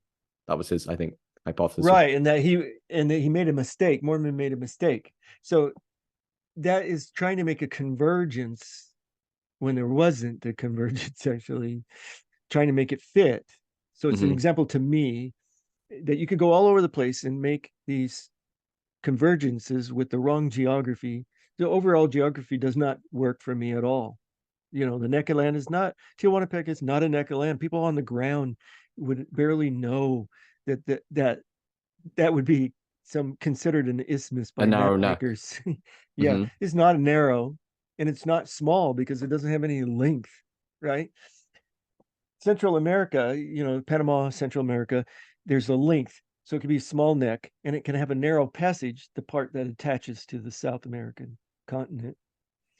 Uh, and that's it. Like I said, that's the only place you can draw this line from the east to the West Sea without tilting the map, without, talking about, oh, cultural things. So the directions are cultural and stuff. Well, these are Jews, and to the Jews, east is always where the sun is. Hmm. And Sorensen tilted the map 45 degrees, but the east was northeast, away from the sun. Hmm. It's the wrong direction, and so it's you're trying too hard. You know, when you get a theory and you have to be clever all the time, really clever and tricky. There, there's just a problem with that. With me, is that it shouldn't a theory shouldn't rely on your cleverness, because humans are very clever to their detriment sometimes. Okay. Um, So yeah, so you're saying about like the skewed directions, like north on it is more, I think it's more like northwest direction, land southwards yeah, more southeast. I remember I but brought that up. it's one thing after another of excusing why there's no evidence. That's what it sounds like to me. It doesn't sound like translation, definition of translation or whatever.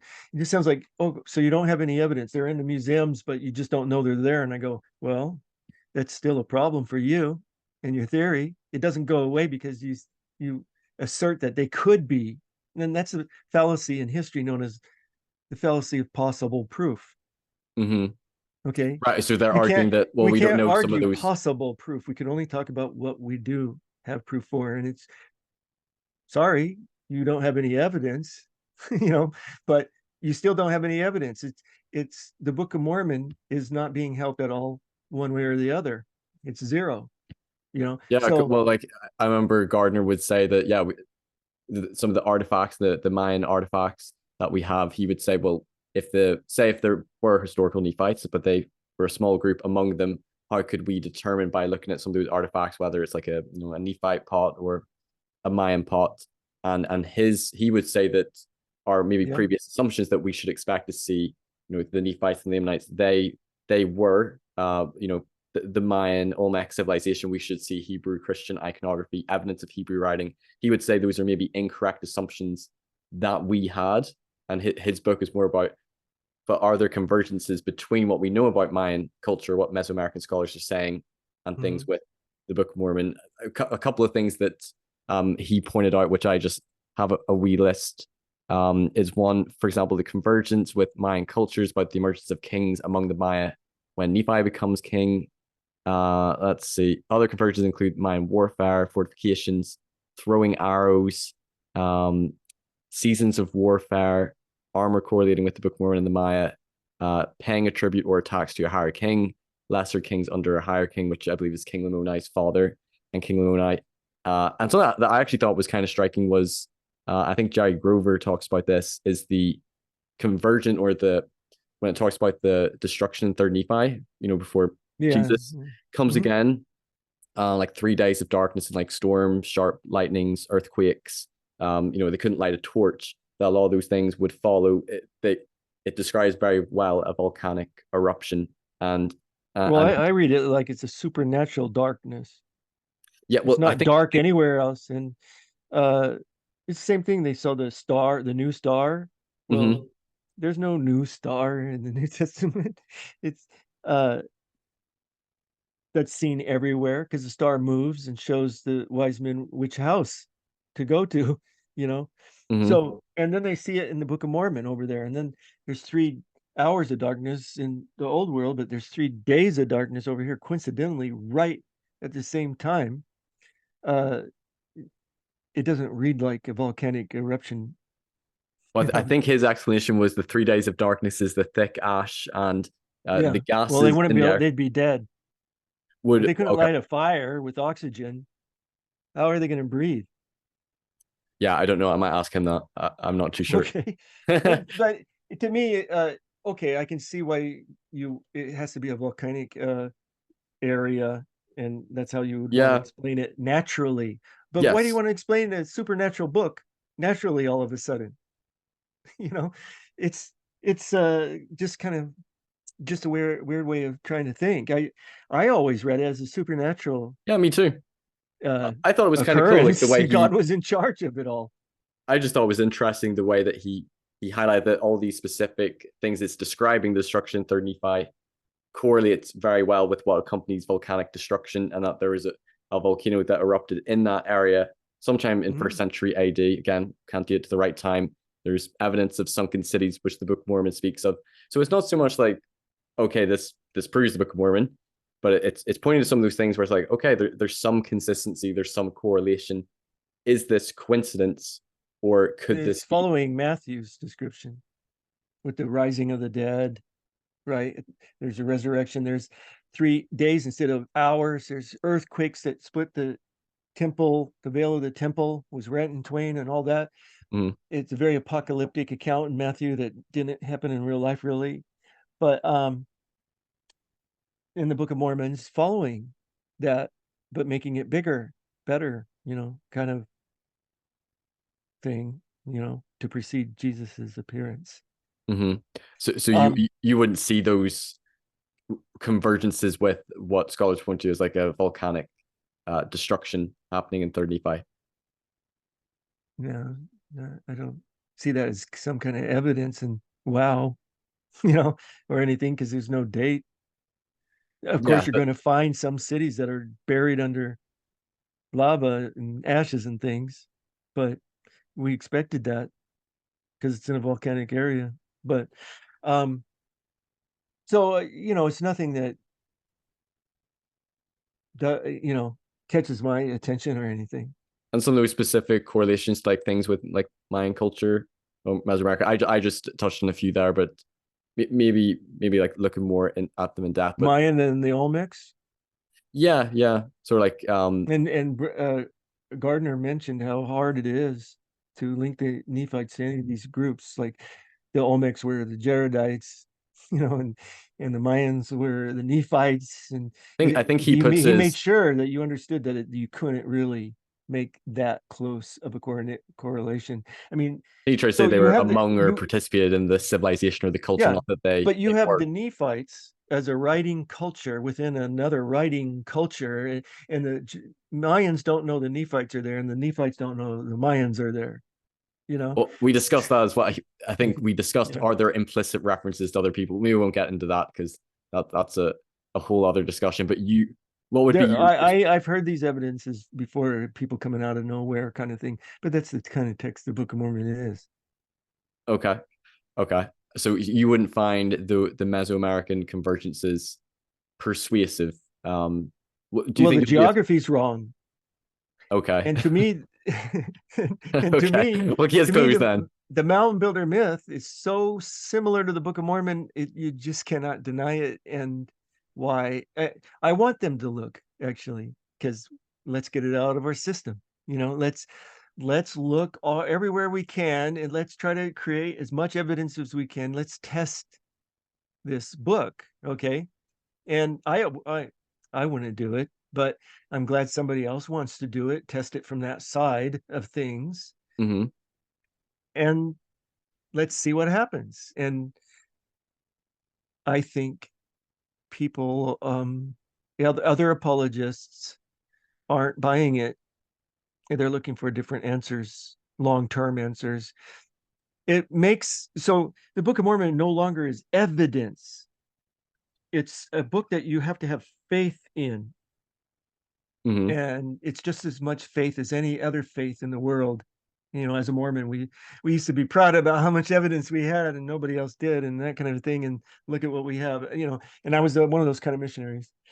And so, and now we're learning that no, it's going to take faith to believe Joseph Smith's story and Mm-hmm. the Book of Mormon. And the Book of Mormon, it might not be as powerful of a evidence, that it's made out to be. And it's still possible, I believe, to have faith and believe that it's a revelation and that there's meaning in the book. Mm-hmm. Okay.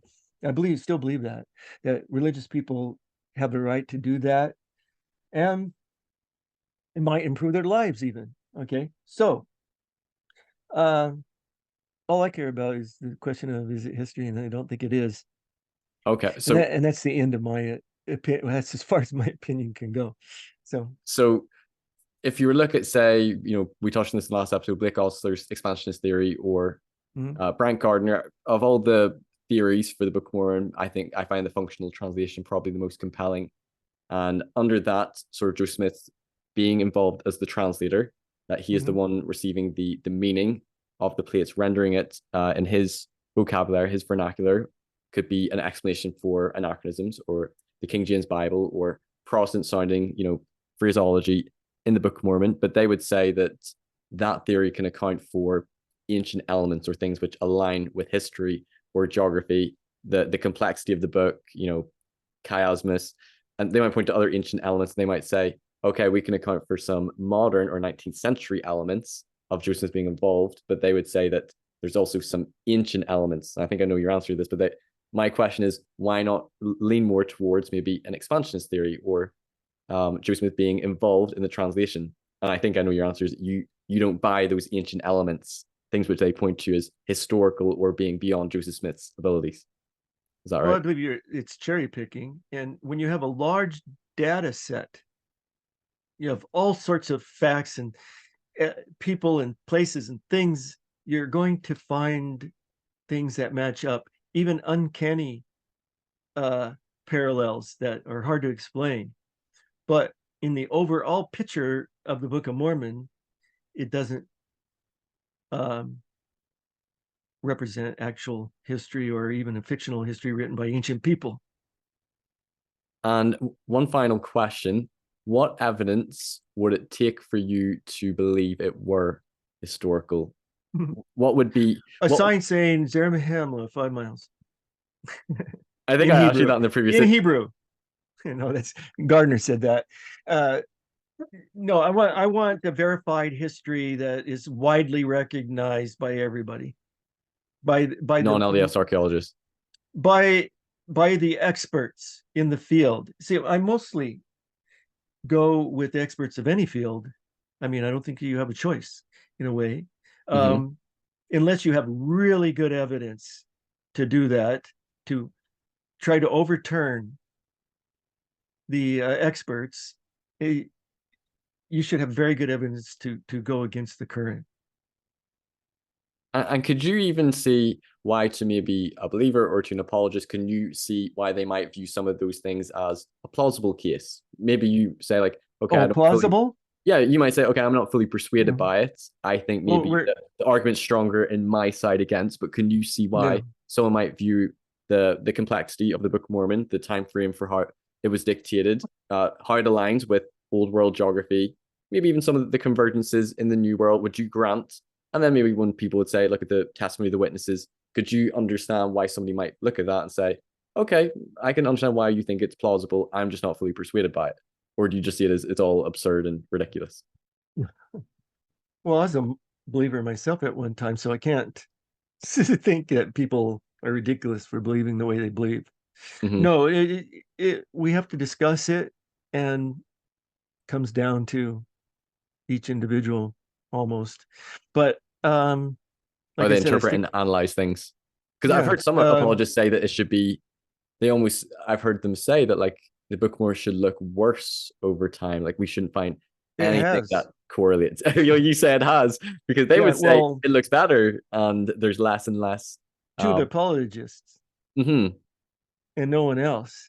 But no, the Book of Mormon, when it was first published, that it looked really good. I mean, it seemed to be a real history, and matched what they expected a book like that to say about American history.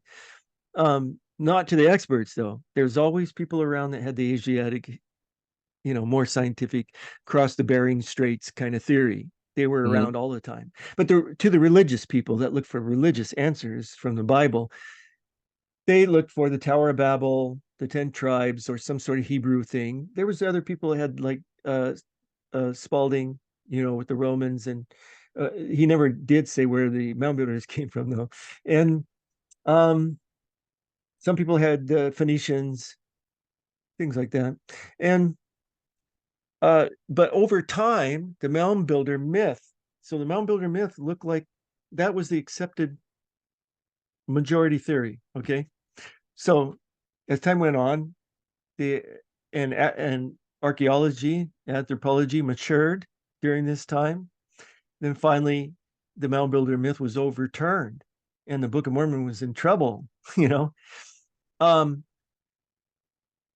then as time went on, apologists, they've been working on it the whole time, and then you get some people that get training and things like that, and they start looking at trying to make a more serious reconstruction. There's still problems though with it, and nobody's accepted it, and there's no evidence, and there's hope and people making connections. I don't believe that the geography fits the Book of Mormon description, not at all. And I don't buy all that manipulation. I never did. Even goes my problems with the limited geography go way back to when I was just a kid, barely off my mission. I saw it as an apologetic device that was transparently manipulative I saw the seer stuff, the translation redefinition. Joseph Smith's definition of translation was literal. That was his definition of translation. The Book of Mormon the title page is a literal translation from the Book of Mormon. He saw in the stone the text with the English translation underneath, and sometimes one word, sometimes many words, but it was like an interlinear translation of the Bible. Joseph Smith saw that in the stone. When he worked on the inspired revision of the Book of Mormon, he saw in the stone the text with the English translation underneath, and sometimes one word, sometimes many words, but it was like an interlinear translation of the Bible. Joseph Smith saw that in the stone. When he worked on the inspired revision, he believed the Bible as what came from the pen of the original writers, and that's what he was restoring, the original wording. He wasn't just guessing. And so he didn't have a weird definition of translation that can apply so broadly that the word translation no longer means anything. It loses all meaning, all definition. It's not What do you think when he's bricolage. translating? Not bricolage. What do you think when he's translating? I can't actually remember what it was. Is it Malachi where he says, "I could have rendered a plainer translation, but it's sufficient"? Sufficient. And apologists would point to that. And I agree with you. The witnesses viewed it as this is a type word for word inerrant translations. They're recording this is what was happening. Joseph Smith, Yeah. there's no specific statement from him I'm aware of, just that like he translated by the gift and power of God. So whether that reflects his view or not, but they would point to that passage that maybe to Joseph Smith he didn't see translation as something that's like perfect word for word, but in that case it's sort of like it's sufficient, like as long as it renders the meaning. Well, he was talking about German translation of the Bible, and he reads the German, and it's the most correct translation. Yes, he knows that, but he wants to follow faithfully the original. I mean, that's where, how would you have faith if you believe Joseph Smith was so broadly, loosely translating things? And if he's doing it by revelation, how would he know? If he's not using an original, how would he know what the relationship between the words he's speaking and the words that are on the plates are the same? He wouldn't know what the relationship is. So in his mind, there's only one real translation, but there's errors that could be corrected with the original. So he wants to follow faithfully the original. He doesn't want to do bricolage. He's not trying to do this wild thing where he can just expand on the ancient text or anything like that. That's not how he presents himself. Mm-hmm. That would not increase faith. Mm-hmm. What increases faith is that God translated it literally from the gold plates, and that he's that's what he wants to present to his followers, to the world. Now, his personal definition of revelation is I believe, quite loose. Because we know that But it's not faith promoting. well, we know that there was revisions, small changes made to the Book of Mormon, mostly grammar, but some clarifications of things. But with the Doctrine and Covenants, there's a lot of changes or expansions or things edited in the Revelations. So he wouldn't have had personally this. But he blamed the changes on bad scribes and misprints and things like that. Even the 1837 Book of Mormon, they all try to slough it off onto human error, not intentional adding, subtracting, changing the meanings. None of that. They didn't fess up to that, because that would diminish faith in the revelations. So he did, but there is a truth about what he really believed personally about these things is different than what he projected out to the world and to his followers. because he wanted to increase faith. And so he did whatever he had to do. All right. Well, Dan Vogel, I think we've gone for a while. Okay. It's getting a little Yes. bit late my time. I think it's getting past my bedtime. Yeah, I bet. 10 past 12. But I've Ooh. enjoyed this opportunity to do an interview with you and to talk about your theory for the Book of Mormon. And this episode talking about, your response to some of the apologetic arguments in favor of the Book of Mormon. And I would recommend listeners, check out Dan's book, Joe Smith, The Making of a Prophet. Your new book as well, Charisma Under Pressure, which I'm gonna have to read as well. And when do you expect to have some of these upcoming videos done for the Book of Mormon? Will I'm this be working this on year? them now. I'm working on them now. Yeah, well, I've What- already put out some. The last one I put out was on the magic parchments. Yes. Hiram Smith's family it was handed down from Hiram Smith through his lineage through the patriarchs, and there's 3 parchments, and they were used in the context of treasure digging. And I analyzed the meaning of all the characters and things on them. There were mysterious characters on them that I was able to I identified the source of those. And I showed that they were probably dated to after 1825. So they didn't have anything to do with the 1823 angelic or the messenger's appearance to Joseph Smith in September, 1823, like Quinn believed about these parchments. I showed that there's a certain symbol on it that wasn't published because it's from a published source. It wasn't published until 1825. So those parchments date to after 1825. And so I linked them with the 1827 visit to the hill. Okay. They have to do with protection against being attacked by evil spirits and things like that, not the summoning of spirits like Quinn tried to interpret them as. So okay. So and the videos you're working on in the Book of Mormon, is this going to be like a series? Is it just a few episodes? I don't know. I never know what I'm going to do. Okay, but I started writing one and I stopped and started writing another. And I decided the Lehi travel should go first before the Arabian one. Okay, so maybe in the upcoming weeks or months, we should look out for videos from. That's right. Okay, recommend people to go check out your YouTube channel, and maybe some point in the future we'll bring you back on to discuss maybe another topic or whatever. But thanks so much for your time, Dan. I've really enjoyed this interview. And listeners, if you have enjoyed this, like, share, and subscribe to my channel, Mormonism with the Murph. I'm hoping I can do more interviews with different scholars and historians, both like Dan, critics, and also faithful scholars as well. And any faithful scholars who also would want to come and maybe respond to some things Dan has said, you're more than welcome. One last question. Would you ever be open to participating in a discussion or debate with a scholar, possibly on my channel? It depends. Depends on the person and maybe the format.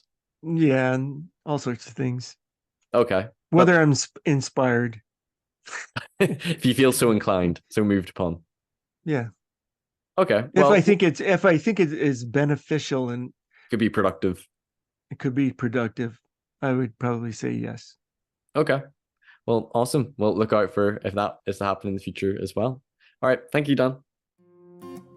Thanks everyone for watching this episode. If you've enjoyed it, please give it a like, share it with others who might benefit, and don't forget to subscribe so you don't miss any future content. You can also listen to these episodes on podcast form on Anchor or Spotify, and you can follow me on Facebook, Instagram, and TikTok.